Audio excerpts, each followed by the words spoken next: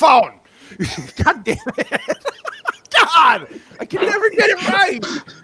Anyway, we're live finally. Whiskey Cannoli's podcast, episode number 12. Apparently, I don't know how to work a microphone. My boy Filipino Meatball does it. Why are our names not showing up? This is a piece of shit show. What is going on today? Can you even hear me? We got to fix that. Yes, I can hear you. You sound a lot better. All right, thank you.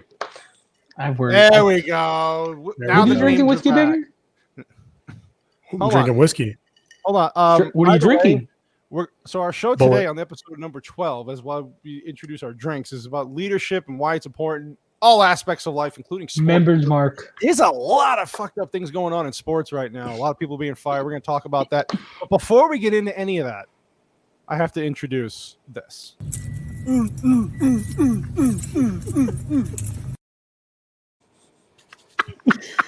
Yes. Talk about true leadership, putting himself for the team in the podcast. Anyway, how you doing, fellas? How my Meatball and my WhiskeyBanger doing this Friday evening?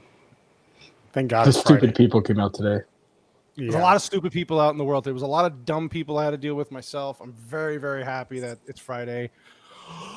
Okay, so let's get into the subject here, since this is a good one. So, why is leadership so important? So here's what I wanted to start off with. I wanted to start off the show with each one of yours favorite leadership quotes, and by whom. So, who wants to start off there?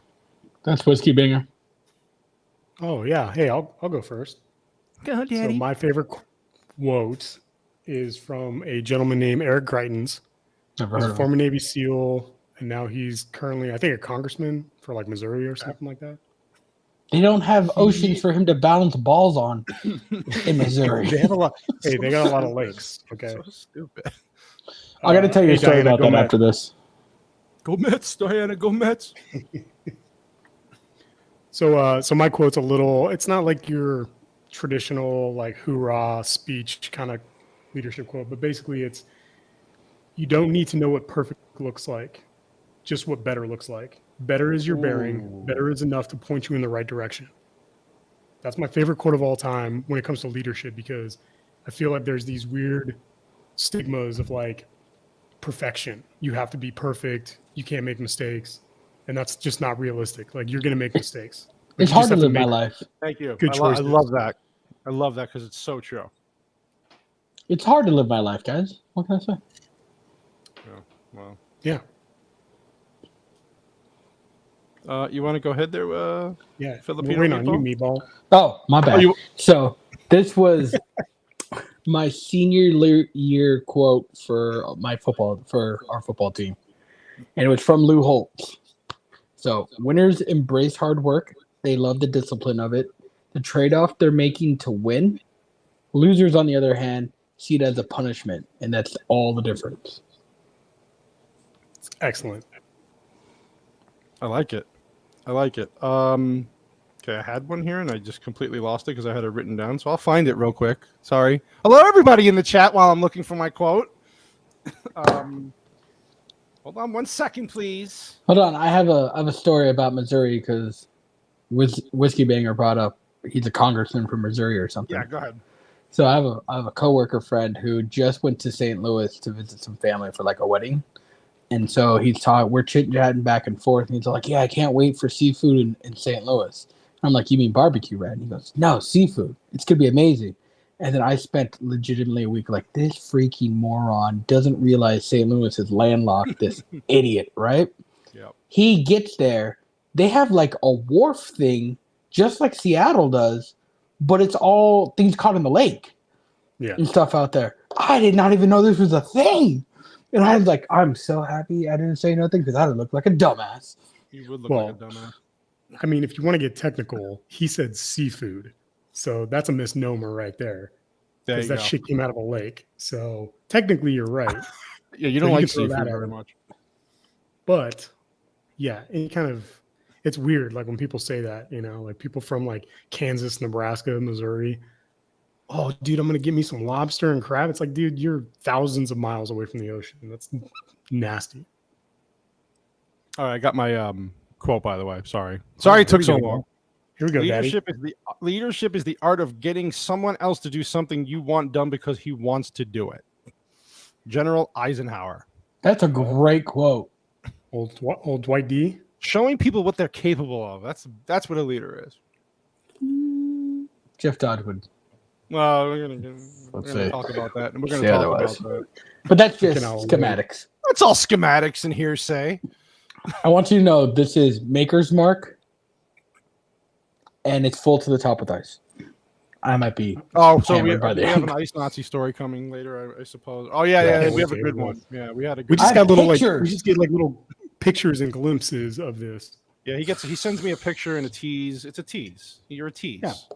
I sent you the pictures because I wanted you to figure out how to put it on the podcast so that people could see what I'm dealing with. No, we're gonna deal with that towards the end. I think even we have a little bit of a Filipino meatball ASMR segment a little bit later as well. I did some research.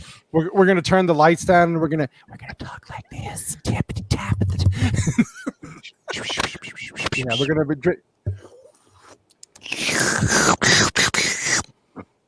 I like to call it the Jamie segment. Yeah. Oh, by the way, speaking of that, real quick. So next week at this time, I will not be here. I'm going to take a little sabbatical to see some family. The wife, Mrs. Sasquatch, will be hosting a show by herself with these two. Same time next week. We'll advertise that for the week. Sure. Good luck.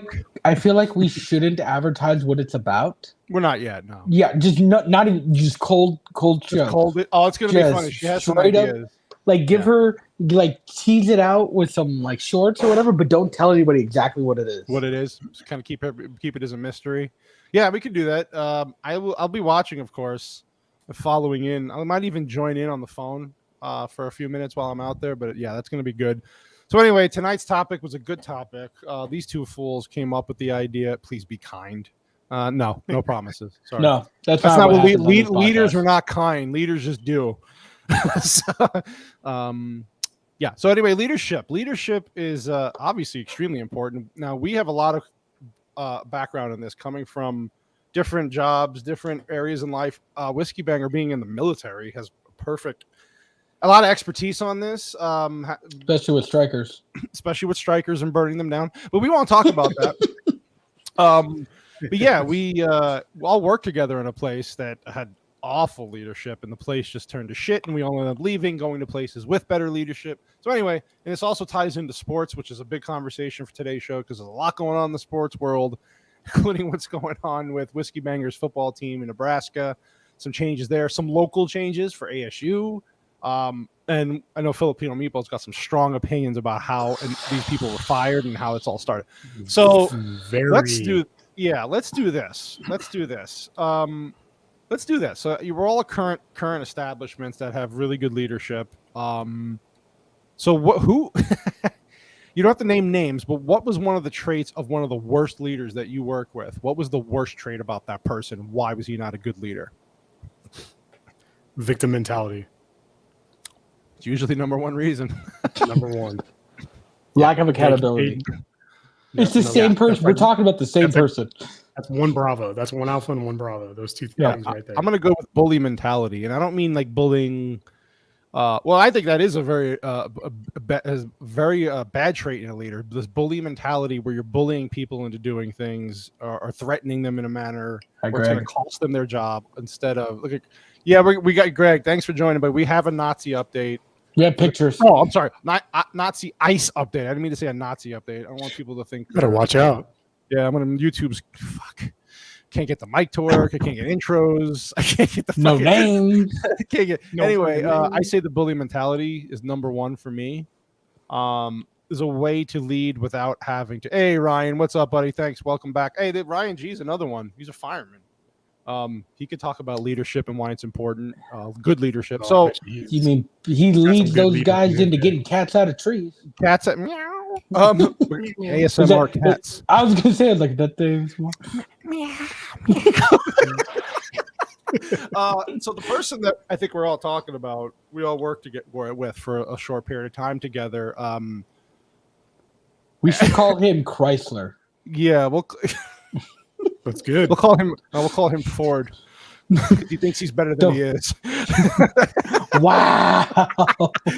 No, so this person's trait. Well, again, I think we all drank the Kool-Aid. Now, you guys were there before I was, by a pretty decent margin. I mixed that Kool-Aid. I'm sorry. Yeah, we all did. So we worked with an individual who was a man. I guess you could say he was a GM of the place. So initially, when we got to this location, we all drank the Kool-Aid. It was like the hot girl that you would talk to until she started opening her mouth, and you realize, oh, this isn't going nowhere.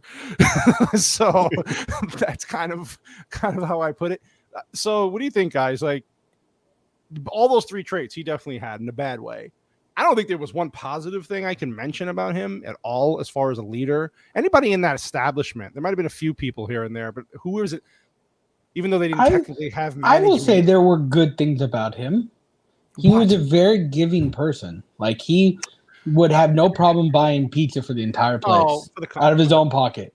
Like, like, how many times did we cook like breakfast for the place? You know what I mean? Well, I don't know. Was that all him, or was that was his pocket? Okay. Yeah. Like that time he brought the video games, that video game trailer. Yep. He paid for that out of pocket and then paid for more so the guy could stay for like another hour or two. Okay, so there's a perfect example. Being a decent person. Well, I don't even want to say he was a decent person, but saying you have those decent traits in you, does that make you a good leader, though, to run an organization? No. Now, your employees might like it in the moment, but they're going to see through that shit eventually. Like, no, because the bottom line is that you're there to work, you're there to do whatever. It could be a sports program, too. Doing nice things for people is not going to make people work harder for you. Or I have a thing about this. So, like, it's the same thing with cops and firefighters and soldiers, right?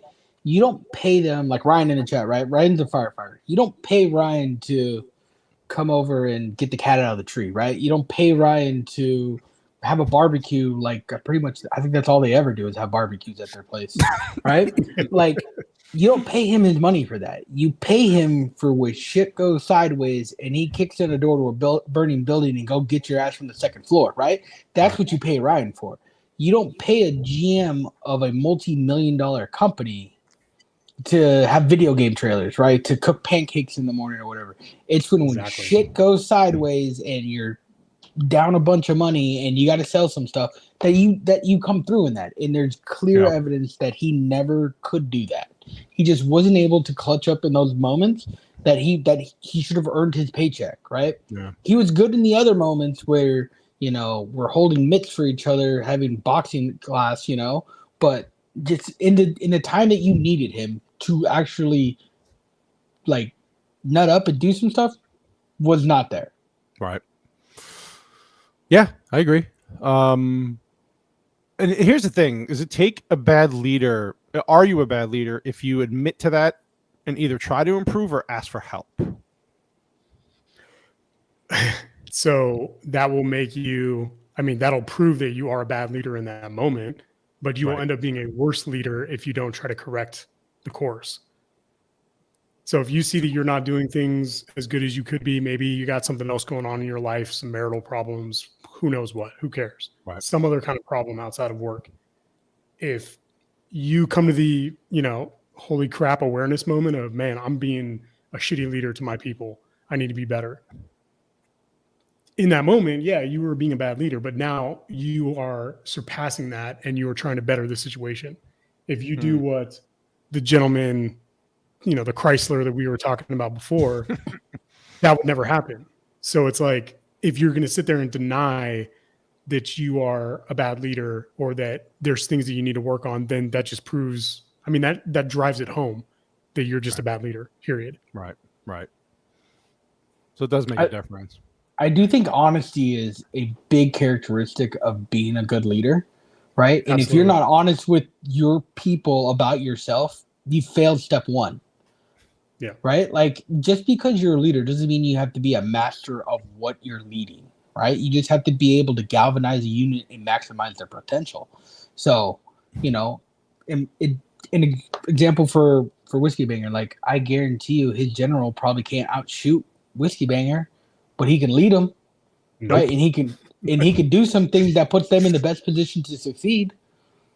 And wouldn't you say that's what a good leader should do? Yeah. That's a good point. I mean, what Ryan just said in the chat, leadership skills for a firefighter will be evident, and you can't bullshit a bullshitter.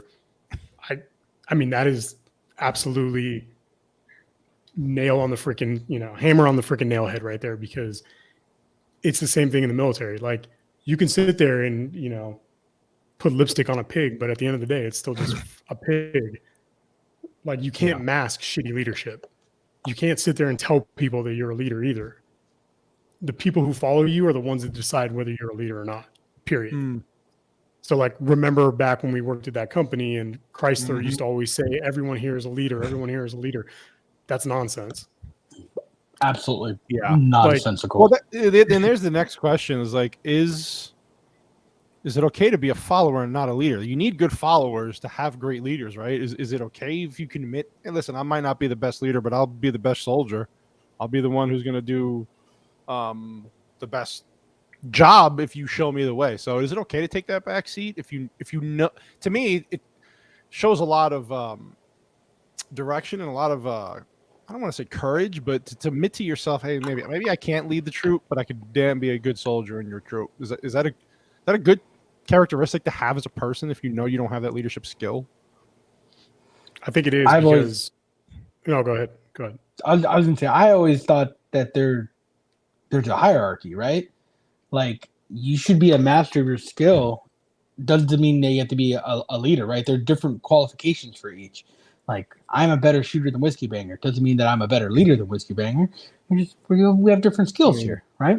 Maybe in your world, we could do. One of us can do math on how to like set up a proper bracket, for college football playoffs. The other one knows how 10-team playoff. The other one knows how to sight in a rifle and not shoot the side of a mountain, right? So, I mean, to me, I can defer, right? That's part of being a good leader, right? Like, I can defer to WhiskeyBanger and be like, you be the leader in this situation because this is a land nav situation, and I have a picture of Disneyland. So we're clearly not going to get it where we need to go. Whereas if we flip it the reverse of it and there's some kind of math problem, he's probably going to hand the reins over to me and be like, you figure this out, I don't have a calculator. Is that an Asian thing? Did you just... Well, I mean, I am Asian. That's what I mean. It's like I have mental math like no one's been, and I work in the finance industry, so like it kind of has to. Jamie says Tim can teach dance lessons. You'd be a great leader at the dance. Bro. I'm not gonna. Yeah. Oh yeah. Bro. Show that. These hips don't lie. Okay. Jesus, we're in a lot of trouble. ASMR dance lessons. There you go. It's a future episode right there. Yeah. So that's the thing. Okay. So for leaders still have to learn, right? Because obviously to lead, you got to learn about yourself and your employees. Let's start here then. So we have this situation, WhiskeyBanger, as painful as it is to say, for your college football team, right? Nebraska, prominent football program. So why you're not wearing a hat for them? What prominent football program that brought back one of their legends, right? Scott Frost won championships with them. And then here's the thing. Did he? Oh, let's not go. Yes, he did. We're not talking about shared champion. We're talking about championships. So they brought him back with high expectations. I thought you meant. My bad. I was taking a shot at the UCF championship. My bad. Never mind. Continue. We're national champions. Just because you put it on the side of a cop car does not mean that you're national champion. This ties in to the leadership thing of we didn't know what he was going to be. Ryan, is it the regular one or is it the amber? I have to know about your Modelo. Is special right now. I wanted that. I'll watch a little of that Blue Friday. Cheers, my friend. There you go, buddy. What did you say? I watched a little of that Blue. Oh, okay. Yeah. Anyway, so what do you make of this situation? So I know Filipino Meatball's got a lot to say about this too. So they fired him. Was it 3 games into the season? Was it? After being there for 5 seasons, I think. What was his record? It was like 16 and. I'll look it up. Yeah, 16 and 30 something. 30 something. Terrible record. Didn't live up to the expectations. You know what? A lot of people was watching a lot of stuff about him this week. A lot of people were saying he just couldn't live up to the expectations and handle the pressure of coaching that program because of not only it's tough because of the location, the fan base, but also because he was a legendary player for the team, and that doesn't always work out. So Whiskey, what do you think about this? Obviously, I know you were happy with the move. It was time because we talked about this for years. But 10 and 26. 10 and 26 That was worse than I thought. record. Oh, that hurt looking that up. He didn't even finish this year. So what do you make of this? So let me ask you this, because there's been a lot of talk about Nebraska and the athletic director and people running things, and they don't know what they're doing. So it's not just a Scott Frost issue. What do you make of this? Talk about leadership. It starts from the top to the bottom. So I know they made the right decision getting rid of him, but are they part of the blame? I would say, well, so it's an interesting situation because at Nebraska, the athletic director that hired Frost was a guy named Bill Moose, and he left like halfway through Frost's tenure. Well, it's not really a tenure, but his time at Nebraska. And Trev Alberts, who is also a Nebraska alum, won a couple of national championships back in the 90s. He took over as athletic director. So Bill Moose, in my opinion, shitty leader, right? Things weren't going well. Frost was doing his thing. Now, granted, he was a brand new hire, so they gave him a leash, to like, hey, hire the guys you want, figure out the offense you want to run, the defense you want to blah, blah, blah, all that. But when things weren't going well, changes weren't being made. So to me, that falls under the AD. Like, hey, you need to push Frost to make some changes here because it's not working. But he didn't. It kept going on and on and on. He kept sitting around, oh, things will get better. Nebraska's a blue blood. Blah. It's like, okay, cool. Yeah, we were good like 30 years ago. So let's, get our thumbs out of our freaking asses and like, let's start making some moves. So ultimately, Moose ended up leaving. I think there was pressure for him to leave, but he didn't get fired. He's still leaving with his contract, right? He's still making a shit ton of money as he's walking out the door. Oh, yeah. Talk about that contract decision. So Trev Alberts takes over, and he immediately is like, hey, we need to make some changes. So they did. Got a new offensive coordinator came in, got a new defensive line coach, a couple new pieces here and there in his first season. Still had a crappy season. People can blame COVID or whatever. I don't give a crap. It was a crappy season. So then the next year they were pushing him even more like, hey, you need to make things better. So Frost fired a bunch of coaches, got rid of a bunch of guys, got rid of his offensive coordinator that he had for one season, brought in Mark Whipple, brought in Mickey Joseph from LSU, brought in, what's his name, Coach Bush, who's like a special teams coach, and, made all these changes, right? Like, hey, we need to make some changes. We need to do better. Like Trev Alberts set it up to where I have these expectations and they need to be met. Otherwise, they negotiated a new contract with Scott Frost. They had a buyout after October 1st, If changes weren't made, they would get rid of Frost by October 1st. Well, since Frost and the Cornhuskers look like dog shit and they lost to Georgia Southern, who plays in the Sun Belt Conference, and had 624 yards of offense against Nebraska. Yeah, that's bad. After that, they were like, you're done. Like, this is not there's working. No excuse for that. So the whole reason why we brought up this topic for tonight was because we had a big disagreement about this between myself and Filipino Meatball. In my opinion, I thought it was the good move for the AD to say, you know what, screw the freaking buyout at October 1st. We don't care about the money. We want to make a change. It was like half the money, right? It was like 3-point-something million that would have been that they would have been able to keep. God, that's a lot of money. in my opinion, I thought that was a great move. It's a power move by a fucking good leader, because a leader has expectations. And if you aren't meeting those expectations, you got to go, or something's got to change. Now, especially for that program. Yeah, like when it comes to like football and like politics and things like that, it's a little bit different than like my example, like the military. But for me, not every choice has to be, the perfect, make the organization look good, make Scott Frost look good, make myself look good. Sometimes a leader has to make an ugly decision, and it doesn't look good for anybody. but it's ultimately the right answer to get the program back in the right direction. So for me, I thought it was a very solid power move he's ultimately the highest leader of that football program. That's what I was going to say, yeah. It's obviously heartbreaking, right, for Nebraska fans because they wanted it to work so bad, but you never want to see a legend go like that. They probably kept him longer than they needed to because they didn't want because of who he was. Yeah. If that had been Dan Mullen, they'd have cut him last year. Yeah. If that would have been freaking what's your boy from freaking Ole Miss? I can't think of his Lane name. Kiffin? Yeah, Lane Kiffin, dude. He would have been on the freaking tarmac. Did you ever hear the whole story on that? No. They fired him like on the tarmac, wouldn't let him go back with the team on the team charter. So they bought him a business class ticket. The problem was they bought the business class ticket for the day before. Oh, Jesus. So they knew they were firing him before the game. And he goes to the ticket window to they're like, yo, that flight was for yesterday.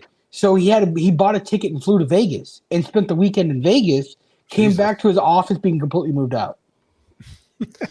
Wow. First of all, I got this comment here from Stovepipe. I think he might be drunk. What is it? Does that say rate Solomon as a leader? Is he referring to you bring the baby to him and then you cut the baby in half and see who wants to have the baby? What does that mean? Is that what it said? Somebody's been drinking some peanutty tonight. I don't know. But if you want to, I don't know if he's going to come back and just yell at everybody. You want to elaborate on that? Look at my boy Ryan G. Firefighting wildfires since July, and he's on his way home to Arizona and Utah, supporting us on the road, listening. Can you imagine how many cats have gone missing since he's been gone? I got 11 people. By the way, 11 people watching right now. So apparently, real quick, we'll get back to this conversation because it is interesting. If you watch Indian movies and do reviews on them on a live stream, you get a shit ton of views. So all my live streams now are going to be just watching Indian movies. I got a new one this weekend I was told to watch. Anyway, guess the judgment of Solomon. Cut that bitch in half and see who cries. Stovepipe said.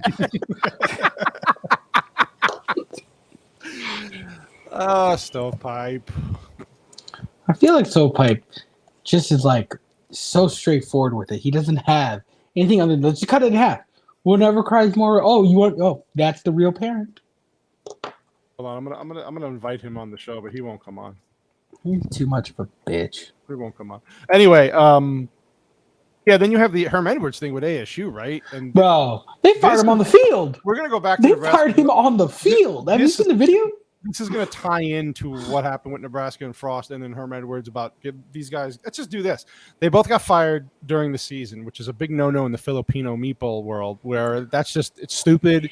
Wait till the end of the season, ride it out, and then make Filipino Meatball. If I'm gonna paraphrase because I don't want to put words. Is basically you could still set up how you want to proceed at the end of the year and do your due diligence during the season with the current coach. You're not bringing back or management. You're not bringing back.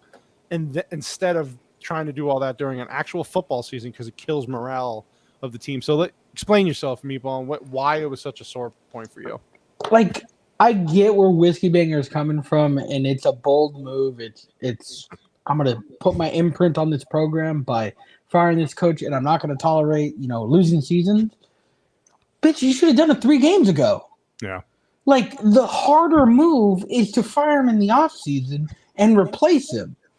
I get that it's a tough choice and that's your buddy and he's a legend there. The tougher move is to cut him in the offseason, cut your losses, and go get Dan Mullen, right? Or Mike Norvell, who he's going to get fired in 2 weeks, to come in there and take over the program. That's the tougher choice. The 3 weeks, I think it's you need give him a real chance because let's just be honest here. You going 1-2 in your first 3 games does not mean you're not going to a bowl game. Yeah. Right? If he goes to a bowl game, he still might cut him at the end of the season, but he salvaged his season, right? Right. Right now, who cares? People are lining up their stats so they can enter the portal in the offseason. That's what's happening right now. Like all those commits that you guys were going to have and all the people that were interested in coming to Nebraska, it's not like they were coming for Frost. But when they see this shit show happening, they're like, fucking 3 games in the season?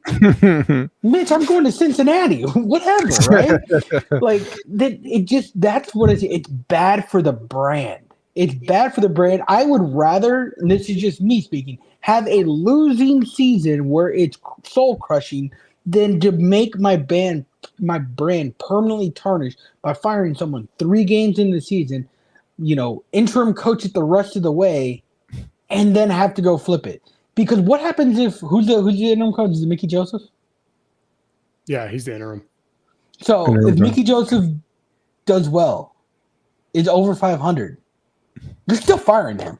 You still have to get a big name. You have to move on to the big name. You have to move on to the big name to salvage it. Because if Mickey Joseph goes, how many games you got left?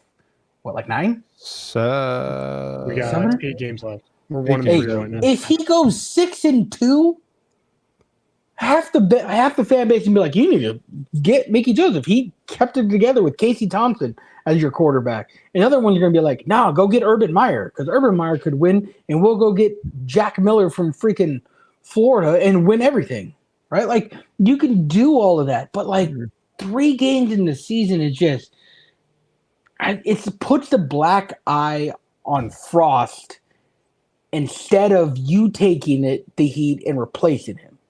So you're tearing down that program instead of lifting it up and be like, look, I got you, Dan Mullen. So right? if you're another coach who say in Nebraska, it's like historic program in college football. It's if you're a coach who's maybe interested in that, just in case, like if you are an Urban Meyer, you looking at, well, let's say not Urban Meyer, but another coach looking in and going, I don't know if I want to play. I don't know if I want to coach for this, because if I don't do a good job, they're going to fire me halfway through a season. Is that like, if you're a coach who's coveted, do you look at that and go, yeah, I'm definitely not coaching this team. I don't like how they run things there. It's not for me. But you could say the same thing even before the firing happened. That's the whole point I'm trying to make. That's a good point. That's where I'm talking about upper management. Yeah. Yeah, like to me, it doesn't matter when they fired Frost. It's a black eye to the organization no matter what.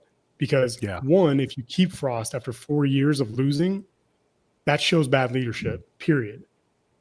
Because it's like, what's the point? You haven't won anything. You've had losing seasons every single year. You get, granted, last year they didn't get blown out by anybody, but it, like, teams that you should be beating. How many one-position games did they lose last year? Shit. A lot.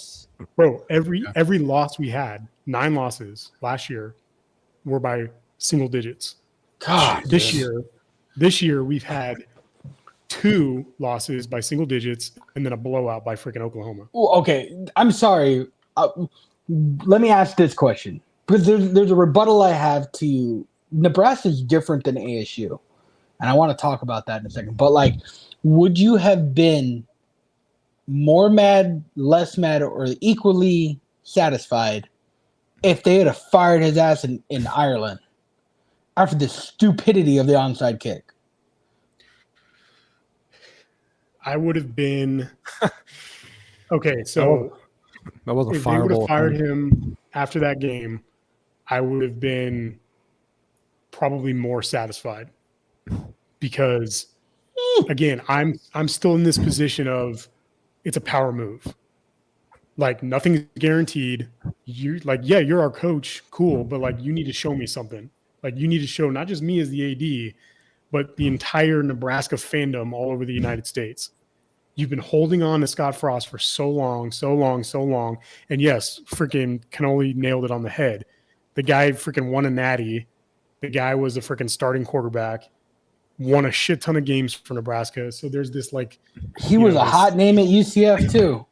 Yeah, like, I mean, it like all the dominoes were falling into place. The guy was a freaking quarterback coach at Oregon, freaking recruited Justin Herbert, freaking became the offensive coordinator when Oregon was destroying people by like 60 points a game. Goes to UCF, turns that program around to undefeated national champions, and then quotation. So everybody's like, oh, perfect. Freaking Coach Riley, he's about to get fired from Nebraska. This smooth transition, take that leadership right over to bro. You were playing in the fucking AAC, and then you just went to the Big Ten with a program that has been down for the better part of the last 2 decades. I was going to say, I'm like, at least a decade. Yeah. Basically, Adrian Martinez's career. Yeah. Adrian Martinez and Teddy and Armstrong. That's it. It's the 2 quarterbacks you've had for the past 2 decades. Yeah. So the expectations were high, very high, and unfortunately, he just didn't live up to them. And I mean, you also got to go back. You also got to go back and look at like the history of the coaches at Nebraska, right? Like I've showed you guys before, when Coach Osborne was there back in the 80s and 90s and all that. The dude's worst season he had, aside from his very first one, worst season he had was 8-4. So you're talking like every year the dude's winning 10, 11, 12, 13 games, winning national championships, winning conference titles. They fired after Osborne stepped down. Was it Callahan? It was Frank Zolich. Oh, I forgot about And Frank Zolich, he was the offensive coordinator for Tom Osborne. So he took over the reins. They went to a national championship and lost. Fucking Miami. Come on, 2001 Hurricanes, one of the best teams ever. But he got fired like 2 seasons later. Best defense ever. And I won't disagree. You know what I mean? It's like the guy took you to a national championship, and then 2 years later, he had a 9-win season, and they fired him. And then fast forward, Bill Callahan, he sucked. They fired his ass. He was bad. Yeah. Bo Pelini comes in. Okay, that's the guy. This is my favorite. This is my favorite of the recent hires. This is the Bo Pelini. I love Bo Pelini. Bo Pelini was a firecracker. The dude won 9-10 games every year. Yeah. He had a good chance of freaking going to a conference championship. And it's like, he got fired too. Like, the dude would win 9 games. But now you take that. I remember they were saying, they're like, oh, we're in a rut. We need to go to the next level and compete for national champions every year. And I'm like, bro, you're relevant. Bo Pelini is making you relevant. Yeah. You're in the conversation. If you look back at the level of talent that Bo Pelini had compared to Mike Riley, it's absurd. And Ndamukong Suh, Levante David, Damian Stafford, Prince Amukamura, a plethora of offensive linemen, like so many freaking talented ass players that went on to play in the NFL. And then you get to Mike Riley, and it's like you go from Randy Gregory as your freaking edge guy to some no-name white dude with like a curly Q mustache, which I can't even think of his name right now off the top of my head. And he wasn't that. I mean, he was a perfectly serviceable player, but he's not that NFL, next level, take you to the playoffs in the freaking NFL. I remember when Ndamukong Suh was there, and they were game planning both guards in the center and a running back to block him, and still couldn't figure it out. You see that whiskey glass he's drinking, WhiskeyBanger? You see that the last few weeks watching Nebraska, that's been bottles, and they've just been going down every day. It's like, look, I'm a realistic fan. Okay, I'm not one of these. Oh, every year we're gonna win.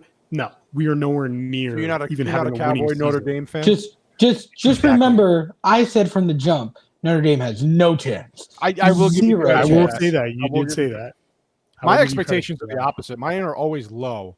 So for me, I'm always setting my teams up for the worst failures, and then when they succeed, it's like right now they're what 3-0. They just destroyed Penn State's Auburn. playing great.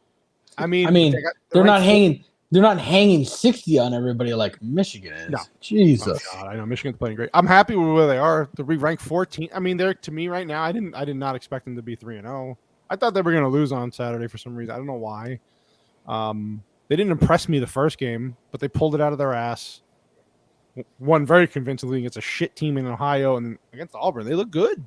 They dominated that game. They look good. So we'll see going forward, but I'm happy with where they're at. So. I was going to say this about the firing. I agree with WhiskeyBanger. If they had fired him after that stupidity of what they did in Ireland, I would have respected them more because guess what? Yeah. You still have a season ahead of you. You have Mickey Joseph to take you there, right? Like, okay, we're still together in this. We're going to try to make this go forward. Here's a real audition for you. Mickey Joseph, right? Mm-hmm. Now, after 3 games, dude, he's just there to ride the season out. And then I juxtapose that with how ASU handled their firing of Herm Edwards, right? Like, he got fired on the field. Like, I don't know if you guys saw that video. He got fired on the field. Yeah. Right? So, like, I mean, why? Why would you do that to him? Like, that feels like such a knee-jerk reaction 3 games into the season. Like, it's different, right? Like, that's what I'm saying. The differences between firing game 1, like you said, versus game 3 for what you're going to set up. But at the same time, Nebraska is a type A program. They're not elite, right? They're just not elite because they don't have the talent right now. But they're a type A. That's a blue blood. Like, people fight for that. ASU, bro, you're going to get a coordinator. Just accept it. You're going to go get a coordinator. Did you see the ASU recruiting stats for like some of their, what was it? Arizona top recruits in the country were like number 20 something. They were saying how I always have this conversation with, I think WhiskeyBanger, I brought this up about why ASU can't recruit better players being so close to California. And then first of all, we can't keep our own in-state players. Bro, are you kidding me? Did you see that? I was surprised I was just surprised at how low that ranking was. And I get it. You're not one of, you're not Alabama, you're not Georgia, you're not going to recruit like them, but even the California schools are going to recruit. But it's like, you can't keep any of that. And like we always say, those other players that can't get into the top schools falling back, especially off the West Coast, you can't recruit any of those players, like none. So what is that all about? Like, how could you not get people to play at ASU? The thing that I saw was they were showing how bad recruiting for both of the Arizona schools were, and that of the top 50 players in Arizona, the 22nd player of that top 50 stayed in state. The first 21 went out of state. Wow. And I'm like, bro, if you can't recruit your backyard, you can't recruit. Yeah. You're picking leftovers. Failure of your program. Right. Like I feel like whoever's going to come into ASU needs to be able to go get the number 1 quarterback in the country out of Chandler. You know what I mean? Like that should be priority number 1. You need to be able to flip the quarterback from Chandler right now. But how do you sell that quarterback when he can go to another big name program anywhere else in the country, especially now with these NIL deals, which is changing everything in sports. And that's another huge problem. So that's another big problem. So that's changing how recruiting's. We just talked about this with Texas, right? And getting Manning. One of the reasons why he was going with, it was he could be a star there and it's like great, boost up his NFL draft status, but it was about the NIL money and how much he was going to get, and that's a big part of it. That's basically a free agency, so that's a big problem. But I don't know how you got to tell that kid in Chandler if he goes to Texas or if he's coveted and goes to one of these bigger programs, he can make 20 million or whatever, how much he can make, and come to ASU and he's not going to ASU. That's the problem. He's not going to stay in state. He's not going to U of A. I think of like guys like Spencer Rattler. Like he could have gone to ASU and been what Emory Jones is at ASU, right? He could have done that when he left Oklahoma, but he went to USC or USC, South Carolina, because he didn't know Jalen Daniels was leaving. And I was like, bro, go make your NIL money and then play right after Jalen Daniels is gone. Like he would have made so much money as being the hometown kid, being able to sell whatever he wanted to sell here, make his money there. He didn't make anything. He's not making anything over at South Carolina. The only deal that he's got right now is with Pedialyte doing their. I was going to say, you got Ryan G here saying he went to ASU. It's a party school. He goes, I went there. I know what goes on there. Yeah, it has that reputation. I thought haven't they tried to fix that reputation for that school now? Like they really tried to deviate from that whole we're a party school. I have no idea where they're ranked as far as they should deviate from trying to be a non-pro football program anymore. Jesus. So anyway, so as far as that, this all ties into the leadership thing. If these programs don't have good leadership at the top, it's going to trickle down. It goes through all sports. They fired him on the field. That's my point. Shitty leadership it's just a bad look. It is a bad look. I'll give you that. It goes to all sports. So in the sports sense, if you're a sports fan, who do you look to be the leader of the organization? Is it the owner, or is it the people they hire underneath them that you just, or do you want the owner to stay out of it and just let the GM, the president, all that, just let them run the team and stay out of my way? Because there's owners who don't stay out of the way, and it affects how the teams run. I'll give you a perfect fucking example. Being a Mets fan, the Wilpon owners were trash.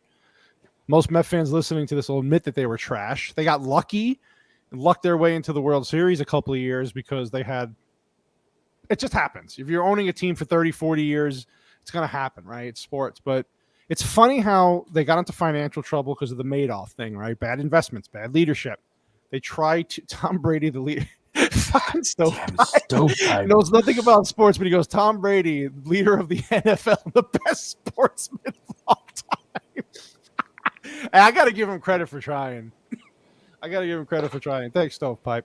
But here's my point. The Wilpons were trash, got into financial trouble, didn't spend money in the biggest market in the country, literally ran the farm system to the ground, hired bad GM after bad president, finally sold the team. And here's the funny part. You got an owner who's the richest owner in all of sports, grew up as a Met fan, has successful businesses, right?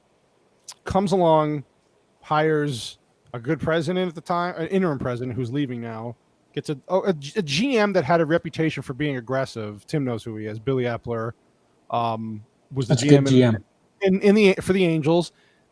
Didn't have a great track record, but he did find Ohtani, right? He's got a good eye for talent, but now he's with a good group. Artie Moreno is not a good fucking owner. He's terrible. So the first year the new ownership comes in for the Mets, you have this new group. They boost their top part of the farm system.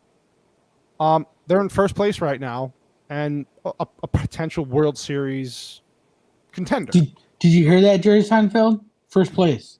Yeah. Timmy Trumpet alone. God damn. Here's the thing. They had pieces there, the Mets. They brought in veterans who are hungry. They want to win. They brought in pitching.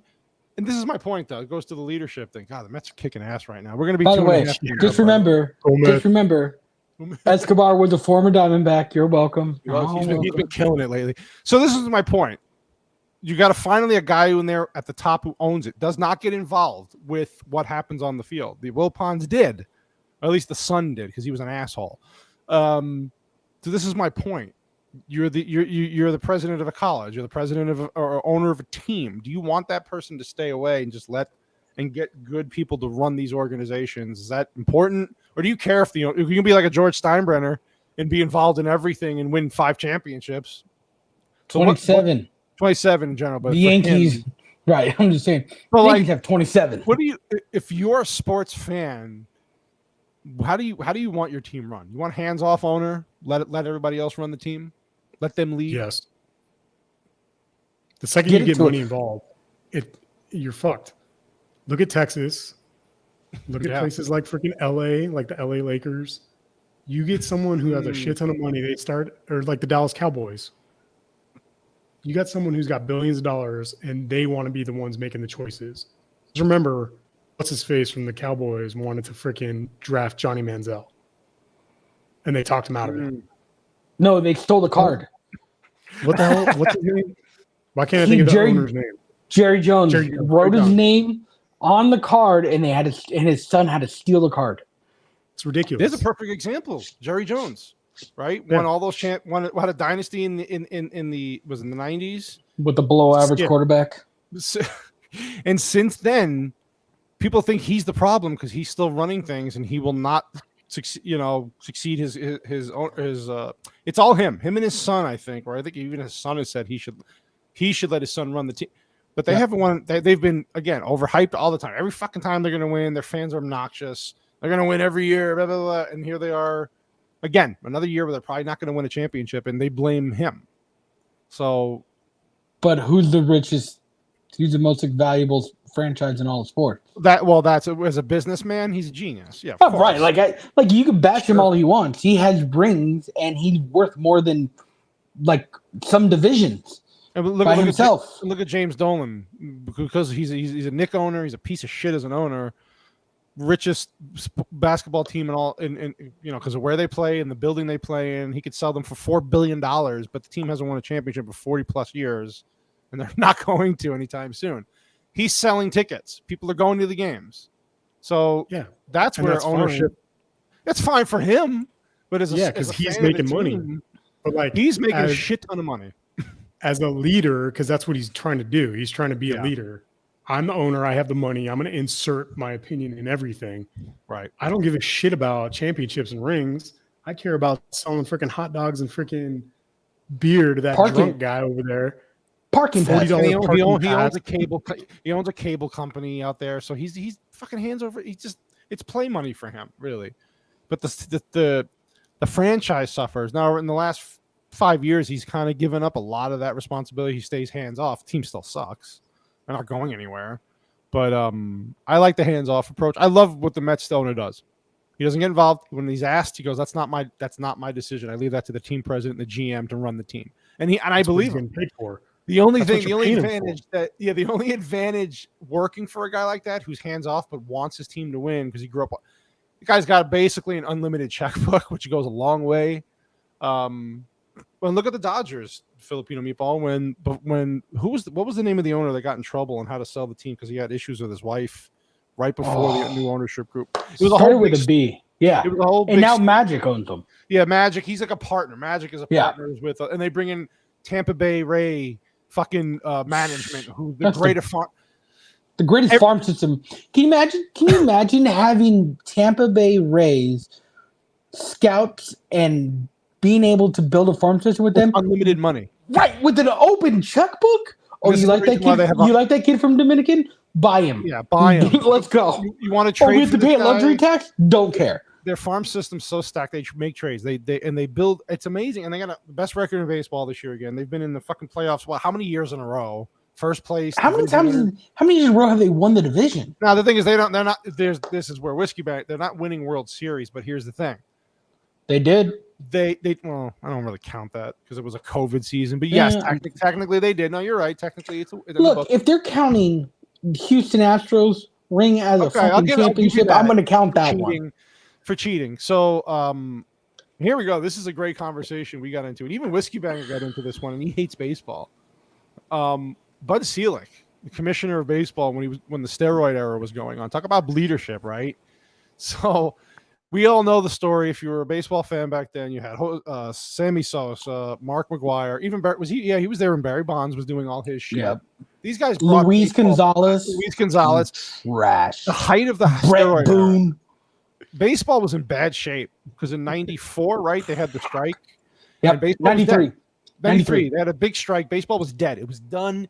And I think it was around what? That was in 96 when the home run chase went? 96, 97? 97. Let me look. So you had Mark McGwire, Sammy Sosa going after Roger Maris's record, blah, blah, blah. So long story short, that's when all this steroid stuff started coming out years after about that time period. And you had Bud Selig, the commissioner of the sport. 98. 98. Okay. And I listen, as a baseball fan, I was in it. I was watching every freaking pitch, every at bat. I enjoyed it. It was fun. Now looking back though, maybe we have a little bit of a difference of opinion here, even though we kind of agree. I blame Selig more than the players, only because the players are doing the bad deed. They're taking steroids, they're cheating, right? I get it. They're wrong. But Selig let it happen to save his effort and save his sport. Without this run, and you got to remember, you also had the 98 Yankees who won like 8 games, or at the time was the record. It was a culmination of a lot of good shit for baseball. 127. Yeah, thank you. Yeah, from all crazy number. So my thing is, am I wrong for putting most of the blame as Selig as the leader of the sport? He's the commissioner. He knew it was happening. He did nothing about it. And then years later, he played the victim and go, well, I should have did more about it, or I didn't know at the time, which is all bullshit. You guys blame players more. You guys blame the players more. WhiskeyBanger, are you blaming him? Absolutely, because here's the thing. Yes, I don't like that players are freaking all juiced up and whatnot. First off, I don't even like baseball. But regardless, that's my point. But you knew my what was opinion going on this. I don't like a bunch of juice monkeys running around thinking that they win freaking home run titles and shit. Get the fuck out of here. Roger Maris is the freaking leader. Thank you. That'll never That's all change until Judge beats him in 2 weeks. There's a lot of people who in agree a couple with you. weeks. But like, By the way, though, Pujols hit 699. He's one away. One away from okay, that you got to record. give it. Okay, I don't like baseball. You got to give it to Pujols. That dude is old as shit, and he's still playing. Well, there's a lot of rumors going around. I don't think the guy suddenly started taking steroids and they're allowing it to happen. I think he's getting a lot of help from pitchers, maybe. Are you kidding me? Are you kidding me? It's fine. If I'm a pitcher and Pujols is up there and I'm throwing. What do you want? You want me to hang a curveball? I'm gonna hang a curveball, my friend. 95. I'm gonna take about 5 miles an hour off this fastball. Right. But the idea, who said it? It was Max Kellerman was the one that alluded that he was taking steroids, and I'm like, Max Kellerman, have you ever watched a baseball game in your life? Since when did they only throw him fastballs? Since when did that start happening? Max Kellerman is a piece of shit, fucking race baiting asshole. I can't stand that guy. He knows nothing about sports. But anyway. Yeah, I blame Selick more than the players because he let it happen. That's bad leadership, right? They're going to follow. Ultimately, it goes to the top. The second he gets wind of anything, the second there was a whisper of someone saying, you know what, Barry Bonds' head is looking fucking huge and yoked, he needs to be tested right now. 8 and 3. Just remember, 8 3/8. That was the size of his hat. Yeah, he's shrunk. He shrunk. He looks weird. Sammy Sosa looks weird. He looks like Michael Jackson right now. Have you seen McGuire lately? He looks weird. They all look weird because I got off the juice, man. But McGuire's neck is the same size and everything else shrunk. And you're like, he was a big dude in Oak. He was always kind of a bigger. So Canseco was. I don't know, man. Yeah. He was never back in the day. Not like that. McGuire was skinny, dude. When he first came, so was Bonds when he first came up. The thing is, if you look at Bonds and McGuire, they were both very good hitters, right? Bonds more all around, McGuire with a lot of power. Bonds was a Hall of Famer before he took steroids. For a fact, you can see the difference because look at their lower bodies. All of a sudden, their lower bodies are tree trunks. Yeah, and all they're doing is spinning on the lower body. That's why Bonds had knee problems at the end of his career because that's all he was doing. Yeah, I don't think Bud Selig should be held responsible for it, right?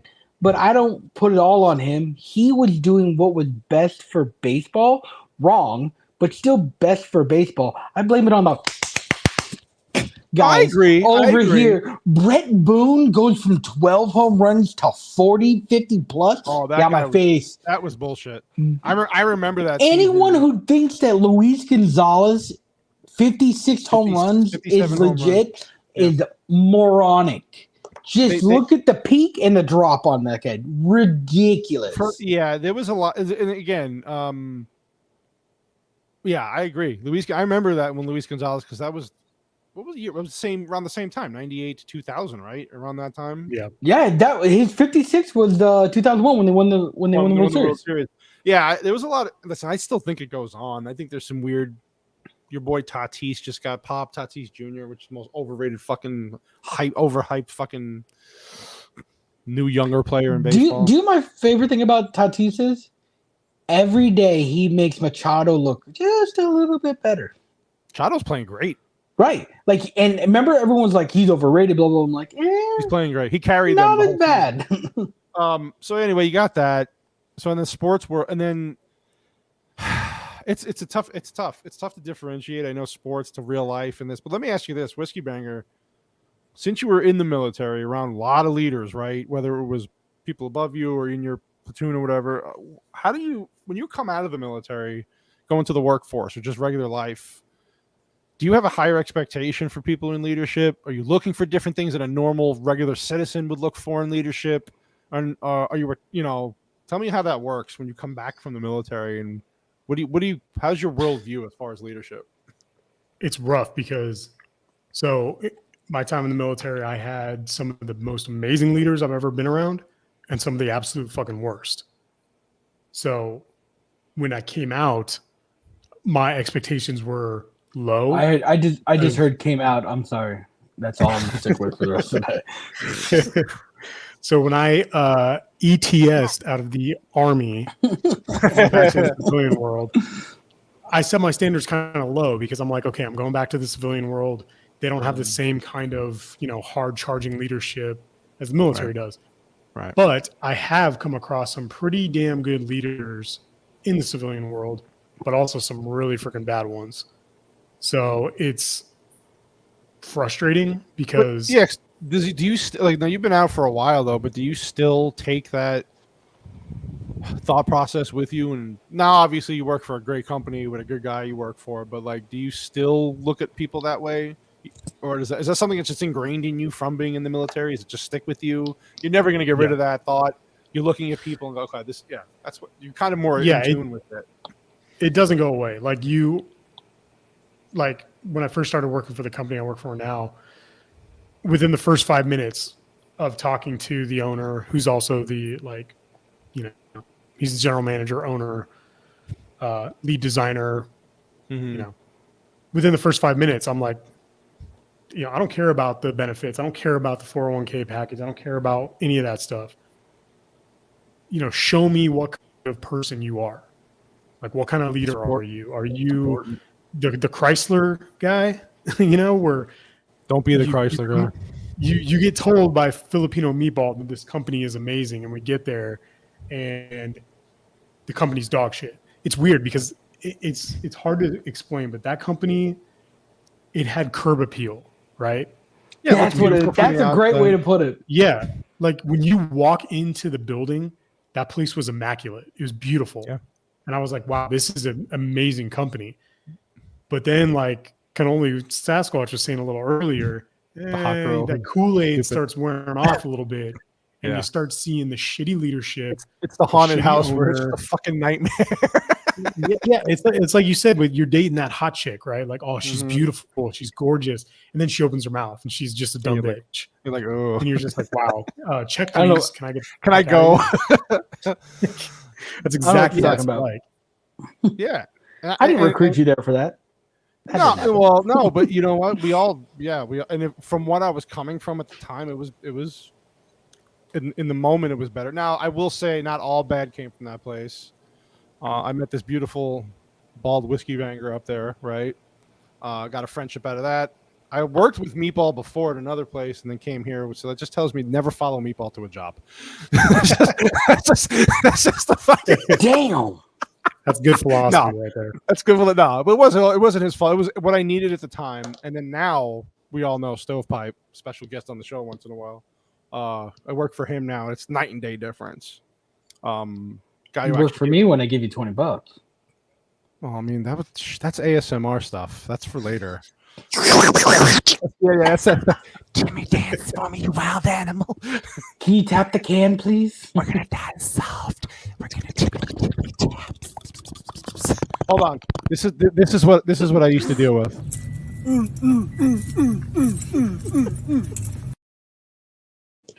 That's what we're talking about when I say leadership, baby. See, the best part about that whole clip is that salmon shirt. He looks like a fucking. He looks like an oversized flamingo on steroids. It's pink. We wear pink every Wednesday. I happen to be wearing pink. Listen, it is an Under Armour shirt. Banger wasn't on the show last week, but I don't know. We got off the rails. We were talking about eating penguins and animals, and they taste like roasted duck. It was a weird fucking show, so I have a feeling we're gonna head that direction. Yeah, so I agree. Working for that place was, oh god, it got bad fast. I think I was there just a little under a year when I left. WhiskeyBanger left by kicking doors in and balls across the fucking workout Didn't areas. he smash a wall with the door? Yeah, he broke a door. He broke a door. Opened the door real hard, and the doorknob put a hole in the wall. It was good times. And then he kicked the yoga ball inches from my face. And then we had this that weird. Was deserved. Yeah, that was deserved. Socialist fucking viewpoint fucking conference every Friday, and then once in a while it was a weird place. But the problem is that the product suffered. The employees left. A lot of people turnaround was terrible, and customers started. I don't know where they're at now. I have no fucking idea. I really don't care. because maybe Meatball can attest to that because he knows people in the industry still. But I don't even know how they're doing anymore as far as a company. I know where Chris is. I don't even know that. He works for Daniel Defense. Does he? That's brilliant for him. That's a perfect fit for that guy. It's a perfect position. It's a perfect place for him. Yeah, that's awesome. I mean, he's an elitist, and Daniel Defense is an elitist rifle. Yeah, Perfect match made in heaven. Yeah, that Can place you hook me up with the DD7 though? that place did feel like a cult, and we all realized it. And actually, I want to say WhiskeyBanger was the first one to call it. I don't know, well, at least when I got there, it was the first one to call it out. He even warned me in the very beginning, like, just watch out. He's first like, couple days he was there. Yeah, keep your eyes open. And then I don't know, it was just a lot of contradictions. And you want to talk about victim mentality and double standards? Holy shit, there was a lot of double standards going on there from leadership. So it was pretty miserable. But I want to say it was a good lesson on how to not run a company or management, how to not act towards your employees. What I heard was, we all know Amanda's not there. Mm-hmm. The shipping guy, my boy, the Nigerian English nightmare, as I like to call him. He was French or something, wasn't he? French or something? No, he's British. British, that's what it was. Hello. British. Hello. Yeah. Hello. He's no longer there. Your boys, Sven's no longer there. Wow, I knew that. That's because his boyfriend, knew that. Chrysler, right, is no longer there. No, but he was there after Chrysler. Yeah, he was. He stuck around. He was there after Chrysler. Bone is not there anymore. Heart Attack is. And then Cecilia, from what I heard, Cecilia is the only person you would know in that room. The only person. I'm not surprised. That's where you get it's where you get a lot of. You're going to get a lot of turnaround in those places because of that. Motley's still there. Which one?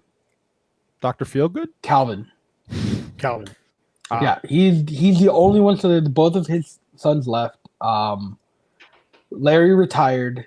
Tom's gone, and what's his name? Drew is still there. Cook. Interesting. And the front office is still intact, from my understanding. And the new GM is Chad. No shit. Interesting. See, I would have rather voted for Chad than freaking Chrysler any day. I from my understanding, when they let Chrysler go, they were interviewing people outside, right? Like to come in and take over it. And there was a big swell from the people that were there that if they hired somebody from the outside, they weren't going to stay, right? And that the only one that they really wanted was someone that they trusted and know that can do the job and lead the people, right? And that was Chad. So like they put Chad in that position. From my understanding, he's doing really, really well in the position. He has to deal with a lot of brand damage that came with it because from my understanding, people that left, I'm neither here confirming nor denying, told a lot of secrets about it, right? And I'm sure that Ed Mazio was probably one of them.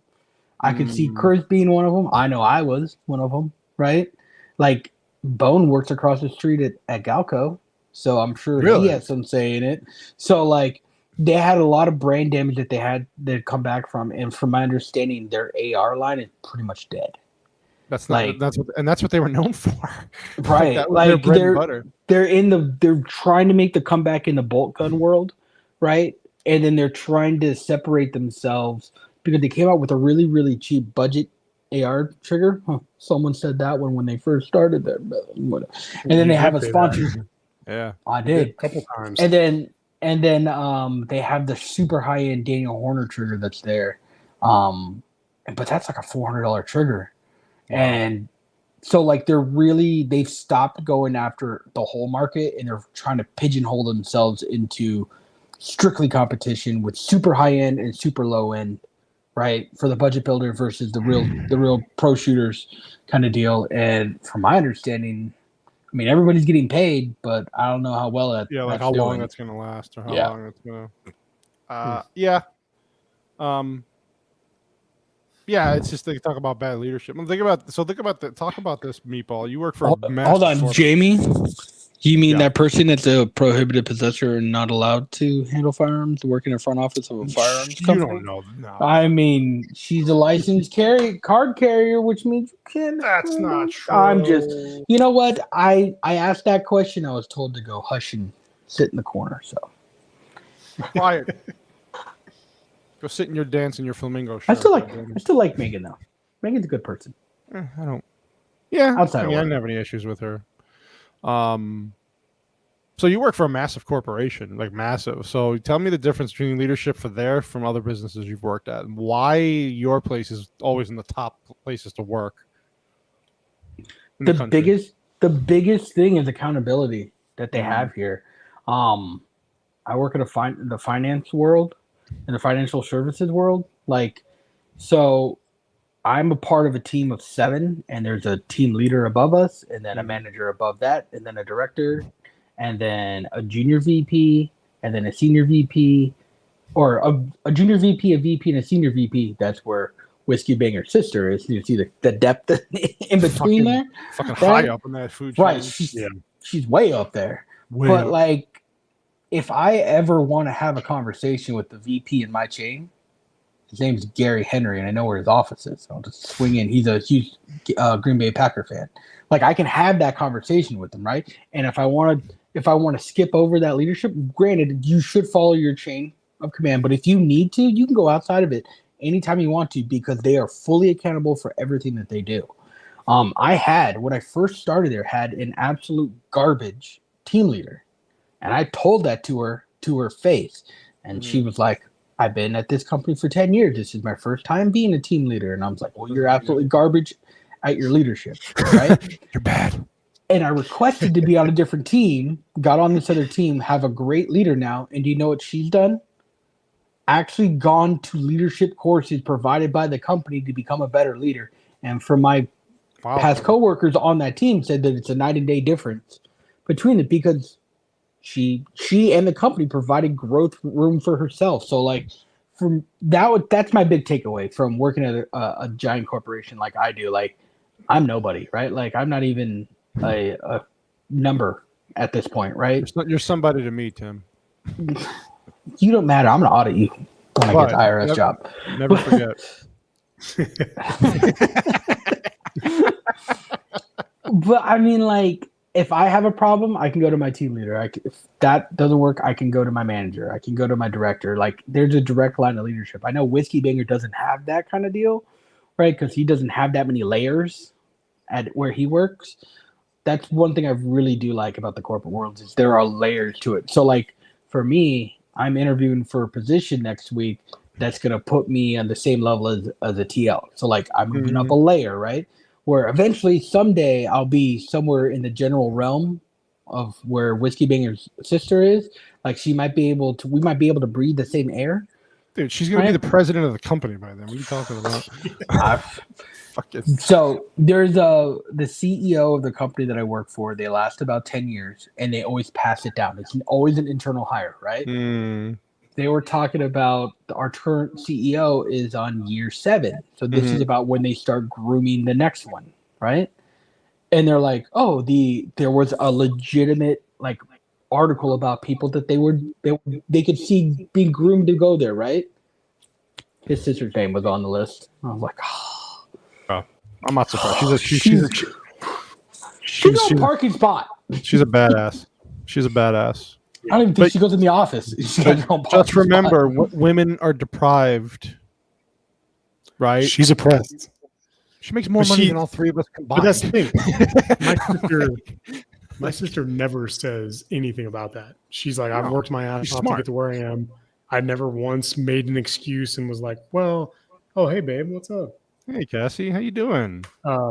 Yeah, my sister never makes excuses when it comes to her job. She's worked her ass off to get to where she is. 100%. She's an extremely intelligent person. So, well, first of all, she has a fucking awesome Nintendo gaming collection, which is her room is awesome. The fuck it, she's all about.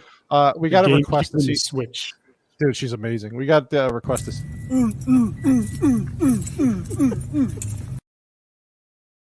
Sorry, we had a request. I got to go with what the people want, right? He You looks. gotta how you drive doing that there? fandom. He looks like he's Right. about 4 feet tall. Is Cassie home or is she working? I'm assuming she's probably getting off soon. Oh, She's probably on her phone right now. I love the support. Look at the support we get from these people. A pregnant woman working her ass off as a nurse, listening to the show. That's love right there. You know, if we could get WhiskeyBanger's sister to listen to the show one time, you probably have like 7,000 new subscribers because she would just be like, I listened to the show. Her entire fan club The would start whole like, fan club. Oh, she's driving home. Okay, be But careful. I can't explain this. For everyone who's heard this story before, I'm sorry, but like I was going through the interview process and they're like, how did you hear about this position? I was like, oh, I know somebody that works here. They actually referred me. And they're like, who? Drop the name. Everyone in the room went quiet, like a deity walked in or something. And it was just dropping a name. Like, Yes, she's the coolest person. Right. My like third day working there, right? Like I'm still trying to figure out my head from my asshole at this point, right? Like I'm still trying to figure out how to get my Bluetooth to work. I was calling Greg. Oh God, the fucking Bluetooth, man. She just messages me and like, hey, how's it going? Anything I can help you out with?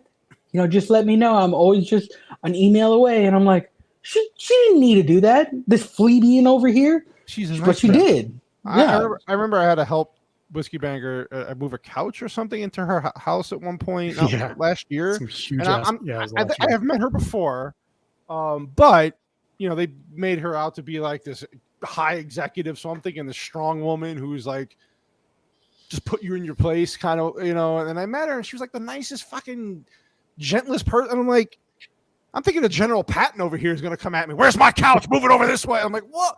Nicest person in the world. Then we went out to lunch that day. Remember, it was awesome. I got a little insight into the Tanner family, the WhiskeyBanger family. There, I got accepted, so it was fun. Part of the family. And then I still don't know if I got kicked out yet. there's a height requirement. That's the problem. That's the problem. Yeah.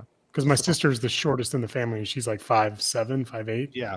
She's taller than me. What was cool about it, though, is that we moved all this stuff, and at the end, she goes, I know you like gaming. I have to show you the gaming cave. And it was just fucking incredible.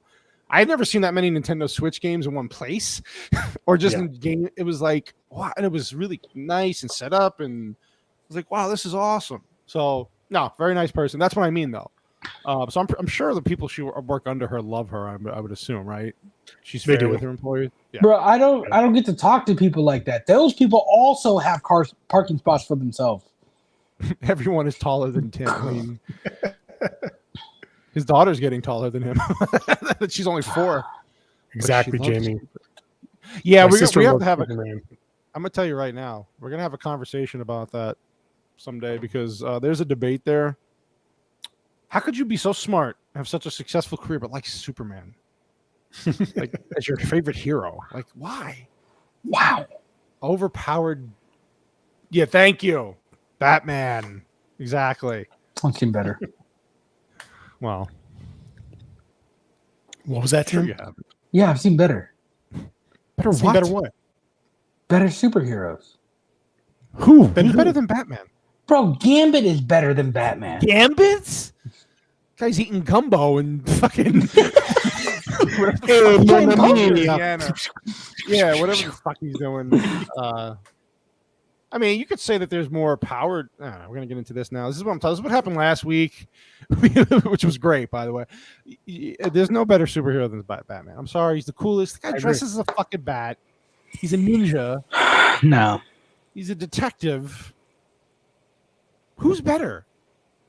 All of his, Spider-Man. everything that makes him good is purchased. I'm flying around Exactly. the city. Ooh. Everything That's that what's he amazing about him. that he purchased it. You What's sound like an amazing is that elitist. he's a human Gandalf is better than Superman. I agree with that. You shall not pass. I Shall not pass. I mean, he is a wizard, right? So he is a badass. I'm Gandalf. Gandalf the Grey. I've never watched any of that nonsense. You know, you should start You ever watching. seen Watch Lord of the the new Rings, Lord. dude? Watch the Rings of Power. You'll kill Bro. yourself. Just watch the original first 3 Lord of the Rings movies. They're great. That's all. Bro, I Just don't watch the have original a trilogy. 3-day weekend to watch that. They're long movies. I got the extended Figure it editions. out. They're 4 hours each. Yeah, buff it out. Bro, It'll if- work out.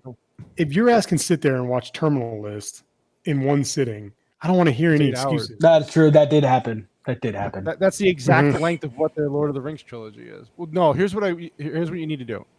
Get a gun out, watch Rings of Power, and just put it in your mouth immediately.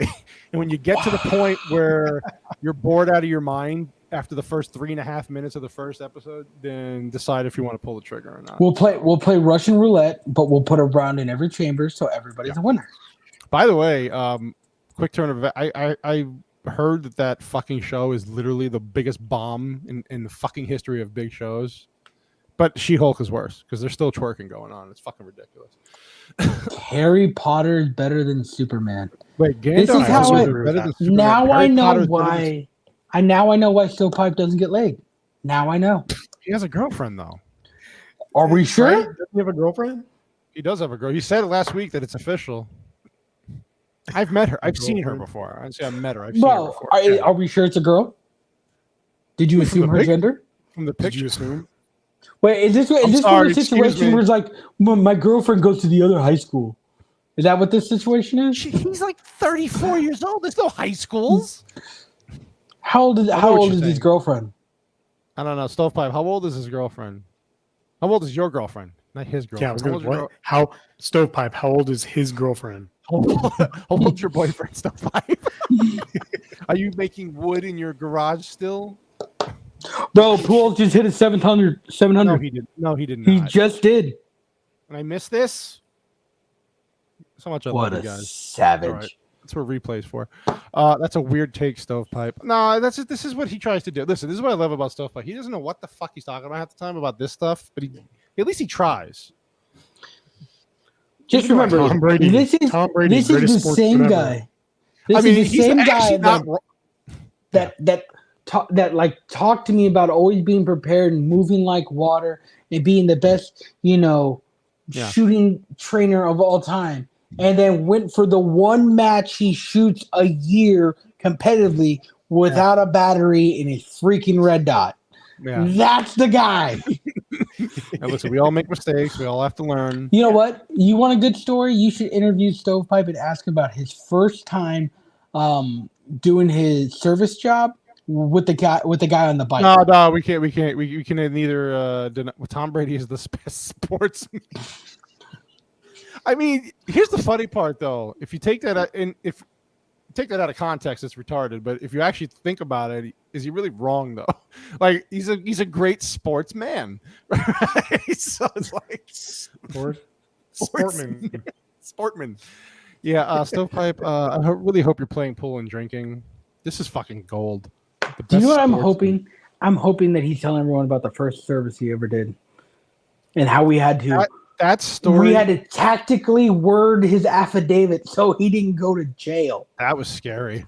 Yeah, he learned his lesson real quick after that one, right? I just remember him standing there telling us what happened, and the look on Cannoli's face of like, "Oh my God, he's going to jail. Yeah, he's gonna go to jail." I'm gonna have to break him out. This is fucking ridiculous. Yeah. Real quick, I wanted to get into this conversation since we kind of got off subject. Are you drinking with your girlfriend? Is it a pillow? No. Is it we wanna anime? know- we want to know how old your girlfriend is. We know you're drinking. Oh, Well, Ryan's like wow. according Yeah, to anime, they could be like 12, and it's just fine. I gotta go. I'm just saying. I feel like his girlfriend is one of those anime pillow things. FBI, if you're listening, his name's Filipino Meatball. He lives in Buckeye, Arizona. Yeah, good luck. Keep drinking that whiskey. You're gonna need it, buddy. That's we're gonna change your name to Filipino Map. Creep. Did you just assume my age? Yes, I did. God. Did you just assume my age? Where do we go with these fucking podcasts? I don't even know what's happening I don't know anymore. what the hell we were Like talking we're about. an hour of just great conversation, and we're talking about penguins and fucking They taste like Girlfriend. roasted duck. Penguins taste like Did you roasted know duck. whiskey. Did you know people actually eat penguin? I mean, I'm not surprised, but I wouldn't eat one. Who's eating fucking penguin? The people that Like, want that's- roasted duck and don't have ducks. Like It's gotta be Inuits rich and people, right? Eskimos. You think so? Norwegians. Probably. Norwegians? I looked it up. Norwegians. They also eat whales. They have a thing called a grind. How do you catch a whale and eat it though? That's what the fuck. So good question. So what they do is there's a cove where they do these on, and essentially what they do is they see a pod of whales and they start chasing them with their boats and push them into the cove where there's a bunch of dudes with spears and hooks and stuff standing in waist deep water. They hook them, stab them, kill them, and then drag them up on the beach. And they do it for like a month or so, and it's for the rest of the year. That's soy sauce for that penguin. Do you bottom use line. soy sauce on roasted duck? I don't know. I don't know. I never had duck before, I mean, so I don't What? know. duck is gross. I've never. Do you know who eaten it. has? Is do it you know who grimy? has? Like who? No. Do you know who has great roasted duck? Who? Your mom? The She's Asian. Asian restaurant by The one we went to that time. yes, by your parents' house. The WhiskeyBanger? one on Northern that we went to. Oh, the Super Dragon? Super Super Dragon. Dragon. That Yes, place they was have amazing. fantastic. that place roasted was duck. amazing. Oh, It's like you want the Free pink- Willy. Peking duck? Cassie Bro, says it's I haven't like been there Free Willy. forever. Ryan says he thinks it's like teriyaki, and Cassie says it's like Free Willy. Willie used to be my nickname when I was fat. I used to jump over Jamie in the bathtub. She used to What is happening? What? What? remember the Dude, movie Free Willy? I gotta ask. Does that mean that your fin curls over on the side, like all I did once. Okay. Is your fin limp? It used to be. They say it happens to all the, it happens to all the whales in captivity. If That's true. fins go limp? Is that true? Yeah, it's like That's a dorsal collapse or something like that. Yeah. Is that what happened to Shamu? Didn't Shamu eat somebody? Also, did you know that since 1990, there have been over 2,000 shark attacks in America, and there's one in Missouri? Missouri is a lake, though, isn't it? No. There's no, the Missouri River or the Mississippi. A river, Mississippi. That's no. wait, It's in the state of Missouri. how? They were transporting a shark in between aquariums, and it got a hold of someone's arm. And so it's a registered shark attack in Missouri. In Missouri, even In the state of Missouri. Like there's a map. Could you It's a great imagine? map, and you'll have all the dots of where, like, in Florida's like surrounded by all the dots, right? And then there's one just chilling in Missouri. Oh, I see what Cassie's saying. She's like, it's like the movie Free Willy. That's how they hunt the actual. Well, isn't that kind of what Filipino Meatball was saying? How they trap them in a cove and Yes. how do you fucking bring down a whale though? Harpoon it? You put it in a chokehold to make them tap. I'm not talking about what happens to you at night at your house. Dude, I'm Tim talking thinks about- he could take on. He thinks he could take on great white sharks, skydiving in the air. Talk about good leadership, right? Not You make those even- sharks- Make him It- tap the out before question you was- hit the water. Yeah. The question was, you get pushed out with a great white shark, and someone throws a parachute. Who wins?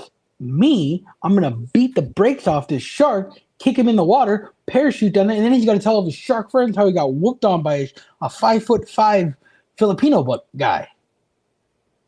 Who dances Not with a happening. flamingo shirt on. And then I'm gonna freaking put him in the armbar, rip that fin off, and take it home. God damn. I am so fucking confused of where this podcast turned. But this is why I love doing this. We literally Don't can worry. stick to a subject and then we just fucking go off the rails. Don't But this is worry what about the podcast does. If I get in a fight with a shark on even ground falling from an airplane, I'm winning. I'm winning. It's not even close. But it's a question: when are you ever going to be on even ground with a shark? Well, like, think about it. We talked about this. If it's in the water, he's got the advantage. If it's on land, I have the advantage. Where is a shark going to be on land though?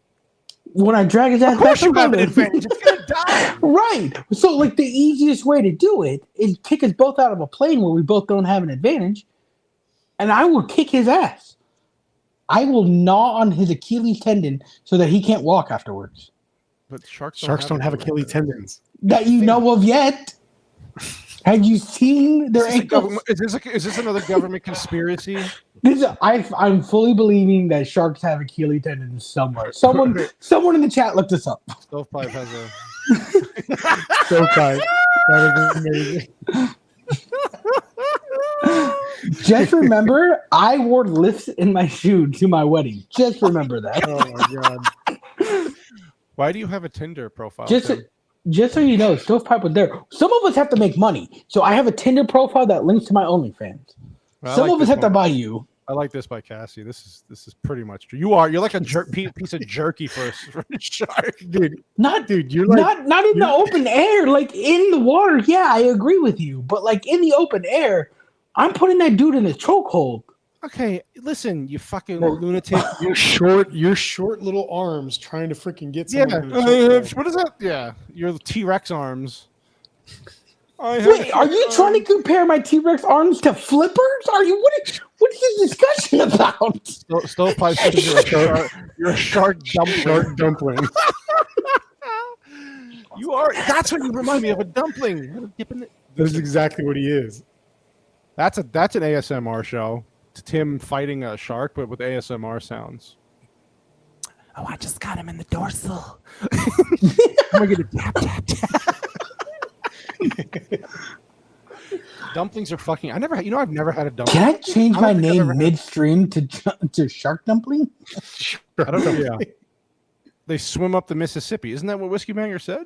See, that's what I thought. I thought the shark came up the Mississippi. The mighty Mississippi. Because I Maybe remember there was a shark in like Indiana. Like Really? came up a river or something. I don't know. Why do I have an ASMR accent? Why do I sound like a Southern Belle housewife when I do Is ASMR? Is it because I did the research? I spent 2 hours of my life looking. No, but she's ASMR right. Like stuff. I do ASMR, I always have an accent. Why do I have You a do. Southern accent? Why though? do It's that. weird. You should do a sound- Bane accent for yours. You sound do like what? Paula Dean. I don't say What the we need to N-word, do though. is add some butter. Get- Just You some sound like butter. Reba McEntire. Maybe Do it the just comes fancy out- song. Sing the fancy song. What's a fancy song? I don't know what are you talking about? Reba Oh, McEntire has a song called "Fancy," where like some mom turns her daughter out and then buys a house in Georgia at the end. What is Stove? Wait, Cassie says get the soy sauce. Stovepipe says Southern male housewife. That's what I said, like a Southern male housewife. Is that what Southern Yes. males sound like? Like a Yes. beta kind of. Exactly. Hey, Suge, I'm gonna go out back and I'm gonna cut some firewood. You do that in ASMR voice though, like Listen, I'm gonna get the axe and chop, chop, chop, chop, chop. oh yeah, we're officially derailed. We are What? on graduation. This We're is a done. great segue from leadership. You know, Yeah, this is, military. well, good leaders Remember, make people didn't laugh. they teach you keep your military bearing? WhiskeyBanger. Now we're talking about the It's fact not my that job. sharks are you're going to right. have their ACL torn out and ripped up in their When Achilles. Greg works from home again, he will be. He will be what? What is she talking about? Did I miss Derailed. something? No, well, the show got derailed, and Stovepipe. I did say that Southern male housewife. A Southern male housewife. I said that. Is that what you got? I am off my fucking lid today. Wow. Yeah, I will. Yeah, eventually when I am back working from home, we have more time. Oh, I'll do AS. Listen, we're gonna have. I'm just saying, there's gonna be some surprises next week. That's all I gotta say. There's gonna be some crazy intro by the wife. It's gonna be hilarious. A Southern male housewife. Okay, wow. I'm not the one who's drinking tonight, but it seems like it. Jesus, I'm pretty that's a close good to the look for bottom you. of mine. Yeah, Southern male housewife, huh? Well, these days a Southern male could be a housewife, though, right? It's 2022. Yeah. Don't Don't assume. assume. Don't assume my. What is it called? My binary, whatever the fuck. Yeah, I forgot where we totally were for a second. So, like, what were we talking about? Oh, leadership, right? Leadership. Okay, I did have to get this. I have a request for you, Tanner. What do you got? Actually, it was supposed to be a surprise, but I fucking ruined it again. Yeah, you did. I did. I fucked it up. God, dude. Listen, maybe it's a good thing I get a week off next week. I'm losing it. Pronouns. That's what it is. Don't assume my pronouns. Okay, so these NIL deals.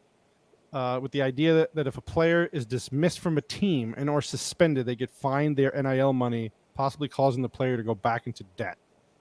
What are our thoughts on that? I would say if a player makes an NIL deal and he's getting paid,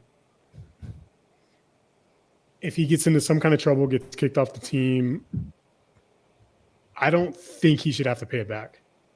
You're a bitch. If he was getting paid at some point while he was a player and things were okay, then I don't think he should have to pay it back. Now, if he was in some kind of negotiations before the season started or something, and then got kicked off the team, then I would say, yeah, give the money back. Hell no. Pro athletes get sued all the time from sponsors because they do stupid stuff.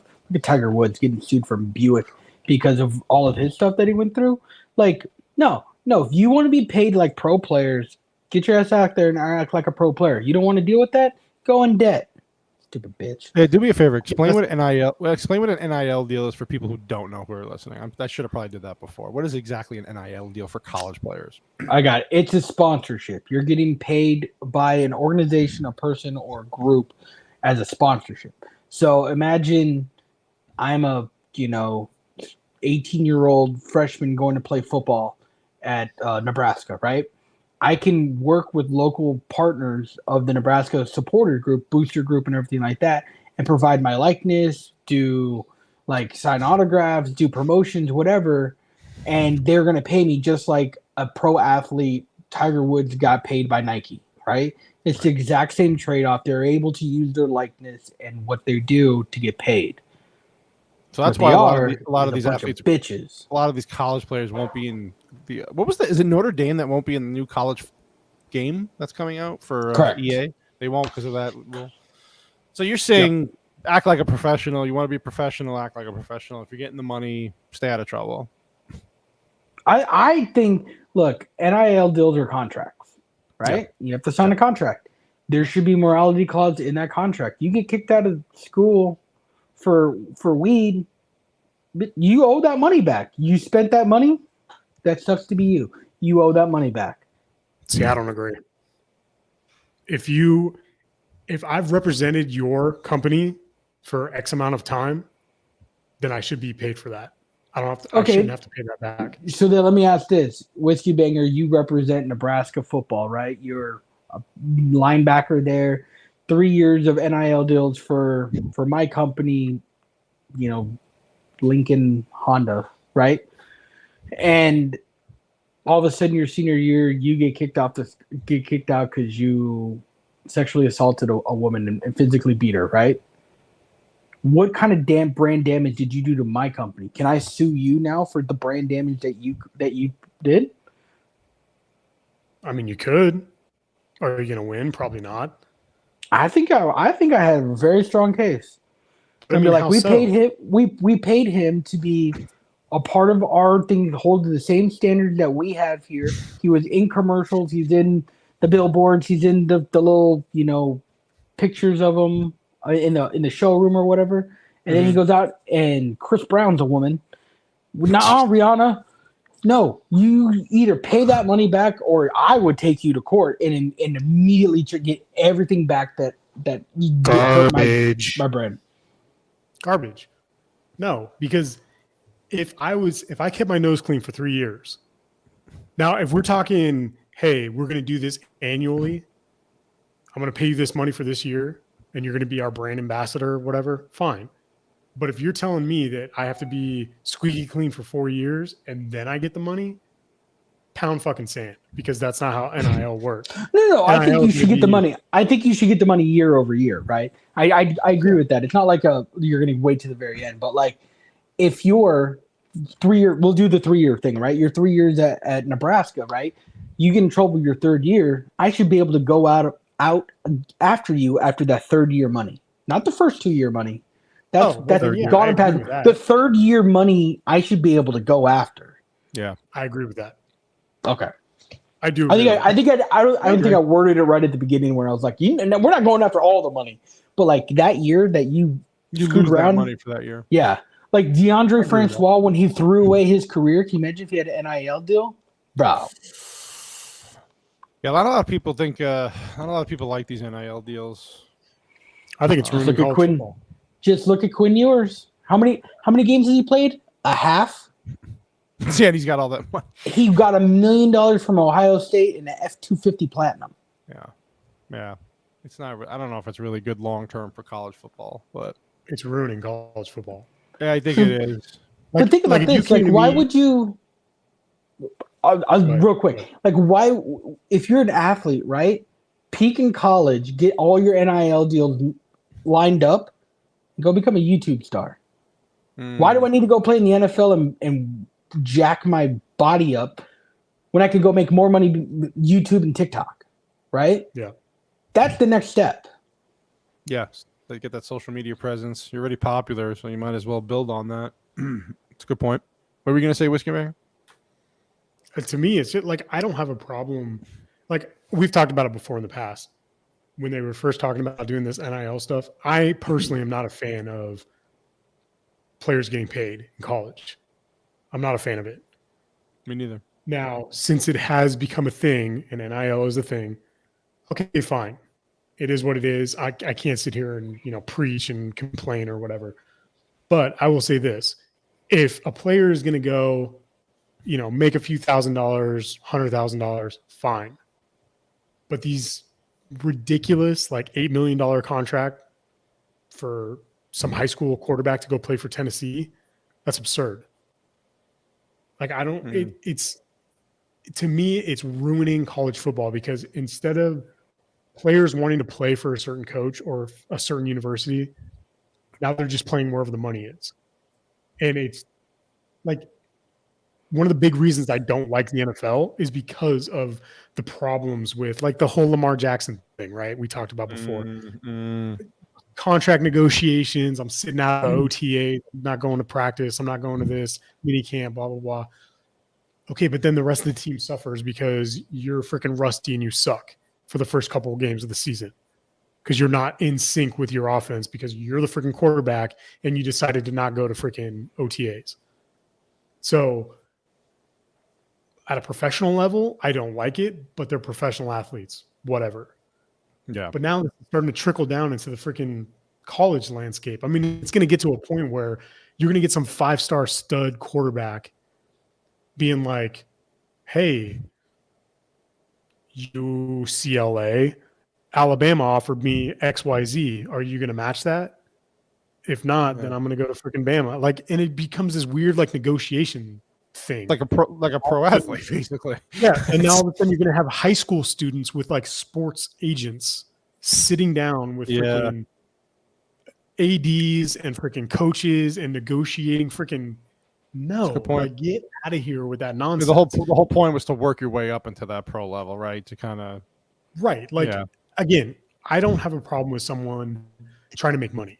I'm totally pro-capitalist by all means, but it really bothers me when I'm seeing these guys that are like 17 having more pull than like 3/4 of the universities in the United States. Like he could literally just get on his freaking social media and be like, I want to go to this school. Oh, like Manning. And they have to freaking, and now you have 7 schools freaking coming like up Manning did. Yeah, like all of a sudden Texas A&M and freaking, Jimbo's throwing in like, hey, we can give this guy $3 million and a freaking, a trip to Tahiti or whatever. What? Like, what happened to just, hey, I'm a kid from Texas and I want to play for my freaking the team I grew up for. I mean, Texas spent $340,000 on an official visit. Mm-hmm. Like, that's ridiculous. Like, it's unbelievable. I don't know. There's a lot. I'm already starting to like. Ever since NIL and the freaking open portal has happened, I've, in my opinion, have been seeing a decline in college football as far as, I don't want to say quality, but it's like the game is definitely different. Of football. Yeah, it's it tarnishes the game, and then it makes you wonder like why you want to continue on watching it. Like you will probably always will, but it does take away.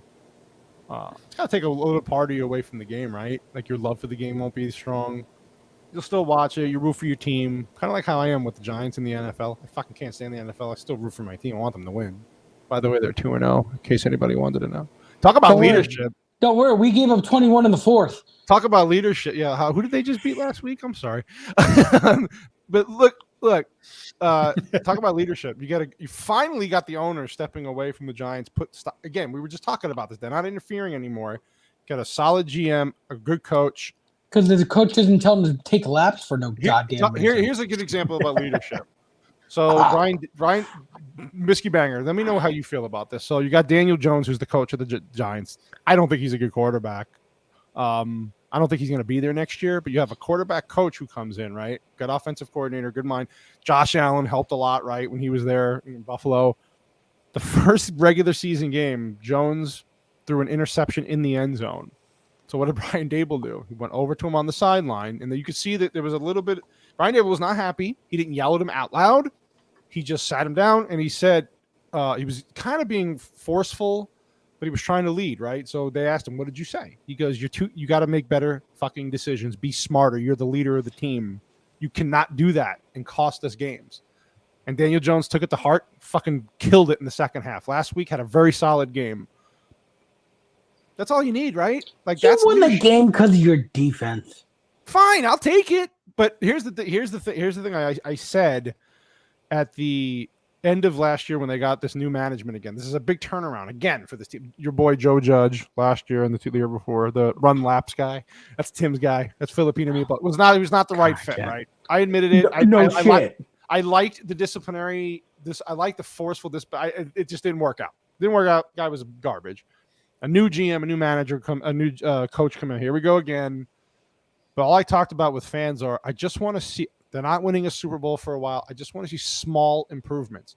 Kind of like how Nebraska would lose close games. Those games you're like, how do you blow this game? And stupid playmaking, stupid decision making. They're doing the opposite now, little by little. They're still not good enough to, I don't think, be a playoff team.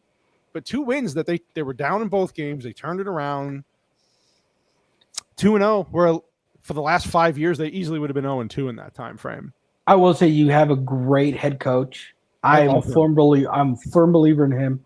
I love what he did in Buffalo. I love the GM. And then you guys hired the best DC on the market. Like Wink should have been a head coach for a couple years. Did you see the stats for the Giants defense since he's been there? And listen, he's so good. Games. It's only 2 so games. Good. He's not working with the biggest talent pool in that team. There's a lot of good young players on the Giants, but they have a lot of holes. I love how he's aggressive with a young team that knows that they're trying to improve and they're growing and they're rebuilding. He's aggressive. I mean, the defense is swarming quarterbacks. You're gonna hate him. Yeah. When it comes to crunch time, and he brings 8, and you leave a 6th-round pick on, you know what I mean? Like on, and you know what? As a Ravens fan, you're like, God, why would you do that? And then you think about it afterwards, right? When he's not there anymore, right? No. I'd be like, God damn, I wish he'd bring 8. God damn it, bring 8, right? Like, it works more than it fails. He's 100% a riverboat gambler, and he will stand right by it, and he'll do it again. They put together a good staff. I'm very proud of it. I'm happy with where. I just don't know if Martinel's going to be there next year. Probably not. I think if they miraculously win 8 games this year, or I don't know, with the new fucking formats and the extra games, make the playoff. He's gonna go coach Carolina. Yeah, freaking Matt rules. Go run laps, guys. Let's do it. Oh, that guy sucks, dude. We threw a touchdown, guys, and we celebrated. Go team. First of all, laps. Baker Mayfield is garbage. That's Tim's boy. He has a 50% fucking completion rate. Tim said he was going to be the next great quarterback. Wrong. I legitimately thought he was the next Favre. Oh, I'm so wrong on that one. I also thought Davis Webb was going to be the next Matt Schaub, and I was so wrong on that too. There's a lot. Yeah, I see the difference. You see the little thing, and this is what I think WhiskeyBanger's hoping for Nebraska, right? Whoever they bring in, you want to see improvement. This is the whole point with Frost, right? I was even frustrated. I'm not even a Nebraska fan, just to see little improvements year over year, and then eventually take that next step. Yeah. Last year they lost so many games. What was it? How many games did they lose by a touchdown? 9 games. 9 games. They were in the game. I mean, Oklahoma. Remember the Oklahoma game last year? Oklahoma. They lost by 1 score to Oklahoma, to Michigan, and then they lost by 9 to Ohio State. And then we talked about leadership, right? When we talked about this just beginning right before the college football season started, too, about leadership, right? About how it's sometimes good to lose early on because you do learn from that, but you can't keep making the same mistakes over and over and keep losing those close games. You're not learning anything by just keep losing because eventually it just demoralizes you. Whereas the Giants now are turning it around. They the last 4 or 5 years, they would lose these games that they're winning now. And you know what? It starts to kind of build in the locker room, more confidence. And they're playing the Cowboys this Monday night. Please, fucking for the love of God, beat them. Please. I hate that team with so much passion. Hate them. Don't worry. I have Kenny Gallup. I have Galladay? not Kenny Gallup. I have Galladay and Gallup in that game. You know what? You know what? So Kenny Galladay, we all know Kenny Galladay, the wide receiver on the Giants. He's not getting a lot of balls thrown his way. He's not playing as much because he's not really producing. So he bitched about it to the media, and they asked Brian Dable, the coach, and he goes, "Good. I want him to be upset. I want him to want to play." So That's the best answer I've ever heard in my life. He goes, "I want my players to be upset. They're not playing, so make me put you on the field." I heard that the Ravens offered Chuck Clark and a 5th for Galladay in the offseason. I get rid of Galladay. He's useless. Another guy from the Judge era that I don't. So was he also running laps back in the day? probably. Yeah. Fucking hate Joe Judge. WhiskeyBanger loves laps. He loves laps. Everyone should be running laps. Dude. Hey, These are good professional leadership. athletes. To bring it back around, good leadership will instill discipline. 100%. I agree. In college, not in the pros, though. Now, I'm not saying that Rule or freaking Joe Judge are good leaders, but I'm just saying. No, I just think nobody respected them because they didn't do any. I mean, Rule was a college. Rule is trash. Rule is trash. So He was decent at Baylor, but he wasn't what He everyone wasn't. thought. I think they Just remember, he inherited what Art Briles brought there. Art Briles is really the architect. That's true. So in closing here, because we're going to close shop here and not talk about penguins and eating Eskimos, whatever the fuck we were talking about last They week. taste like roasted duck. Let me ask you this. In closing, you're the leader of an organization, a business, a sports team. What's the one characteristic that you want to be known for as a leader? Integrity. It's good. What do you got, Filipino? So there's a way that the Ravens put it, like, so once a Raven, always a Raven. Like if you're there for the practice squad for 3 weeks, right? You're a Raven for life. And they have veterans that talk about it like that. And the one thing they come back to over and over again is communication expectations. So that it's one and the same with the Ravens organization of they're going to communicate with you exactly what you're doing right, what you're doing wrong, and they're going to set the right expectations of what they expect from you and what you can expect from us. And it is what it is. And we're going to run this like a well-oiled machine, right? If you fit in, you fit in. If you don't, you don't. So, similar to how Belichick runs, the Patriots. Like if you fit in, you fit in. If you don't, you don't. And he maximizes people's talent. I know you're supposed to say one, but communication, that's expectations, combined to each other is probably what makes the difference between a good organization and a bad organization. Like to me, it would be two. I would say communication. For me, it's patience. Because when I tend to help people with things, I do lose my patience because I'm like, why are you not getting this? Which is not good leadership because you don't want the person you're leading. Bluetooth headphones. Well, no, you're just stupid. That's a big difference.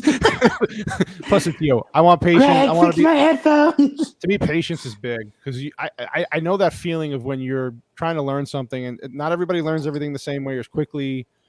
I'm a visual learner, but when you're trying to, that feeling of feeling helpless in the moment, where you're just not, it's not connecting yet. I don't want people to have that feeling. I don't want to push people like, oh, I don't want to be under this guy. He's a freaking lunatic. He's not listening to me. So I'm communicating the information correctly and being patient, which I am not. And I do not eat penguins. So just saying.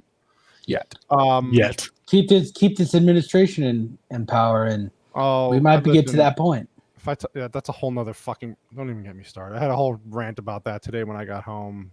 Gas prices and inflation, but it's okay. It's okay. Women's rights are more. She-Hulk is more important. So we're gonna not get into that right now. Listen, guys, I love when you guys come on as always. Appreciate you joining me. Everybody who listened, again, thank you for. We got a good show. A lot of people watching up until the last few minutes when we start talking about penguins, and I don't know what the fuck happened before. We have an ASMR. update. We have an update. Who has an update? I have an update. What's your up? Oh, the Ice Nazi update. Ice Sorry, Nazi. finish that up. Ice Nazi update from Filipino You Meatball. need to get your pictures that I sent you. Pull them up because you're gonna have to show them. So I go to work with this cup every day. It's custom made, has a cactus on it. 30 ounces, and I try to fill it up 3 times a day. Right? I go down there and I order 2 cups of ice. Show the other one first. The other one first. I ordered 2 cups of ice, and this is the cups they give me. It's like the cups that you would have in an airplane. Like they're so freaking tiny. And they're like, oh, we're limiting ice to 2 cups per person. So they legitimately give it to me. I put as much of it as I can into my drink, right? I fill it up with water, and then I proceed to order my lunch later on, and they had a special on mandarin orange green tea. Look how tiny that thing is. There's a Kool-Aid thing in the background. Look at this Like there's a fucking Capri Sun. It's tiny. So my I large order- hands would. Yeah, go ahead. So I ordered this drink and I put in the notes full of ice, right? Ice to the top, full of ice.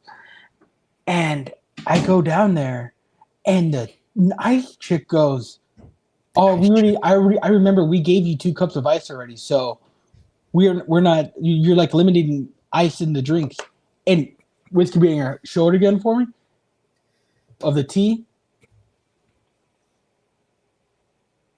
Damn it. Hold on. What did you do? Oh, God, oh damn, my what God. about readership? Oh What the hell, my man? God. He had Battle it. buddy you are. Bro, not a single ice cube. No, are you sure the ice didn't melt? Like it was fucking one drink. pizza ice? No. She said no. She's like, we're limited ice. No, I already gave you your 2 cups Looks of like ice. looks Those like tiny some cups. dehydrated piss in there. Bro. So then I'm like, okay, well, I'm just gonna pour it into my water cup, right? I look into my water cup. There's like 3 ice cubes in the bottom. The tea was amazing, but it was warm iced tea. I could Okay. So this person That would piss me obviously off. hates you. right. Like She I hates you. remember we got you 2 cups, so we didn't put any ice in this. And I wanted to be like, I'm gonna ASMR you into a brownie here in a minute. Oh, please do an ASMR Oh. ice. The ice Nazi doesn't put the ice. Oh.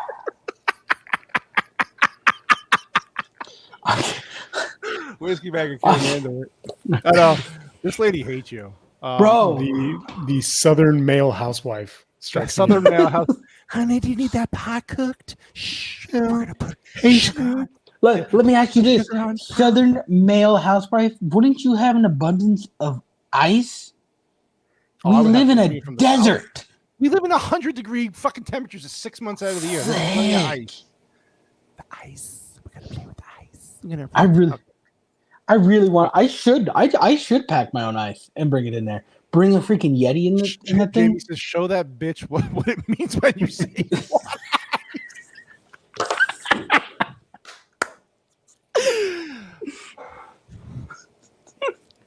want Ryan, When what I happened say to ice, it's a Ryan, I think you've been around too many fire engines, man. He said his sound went out. I think that's just your hearing, buddy.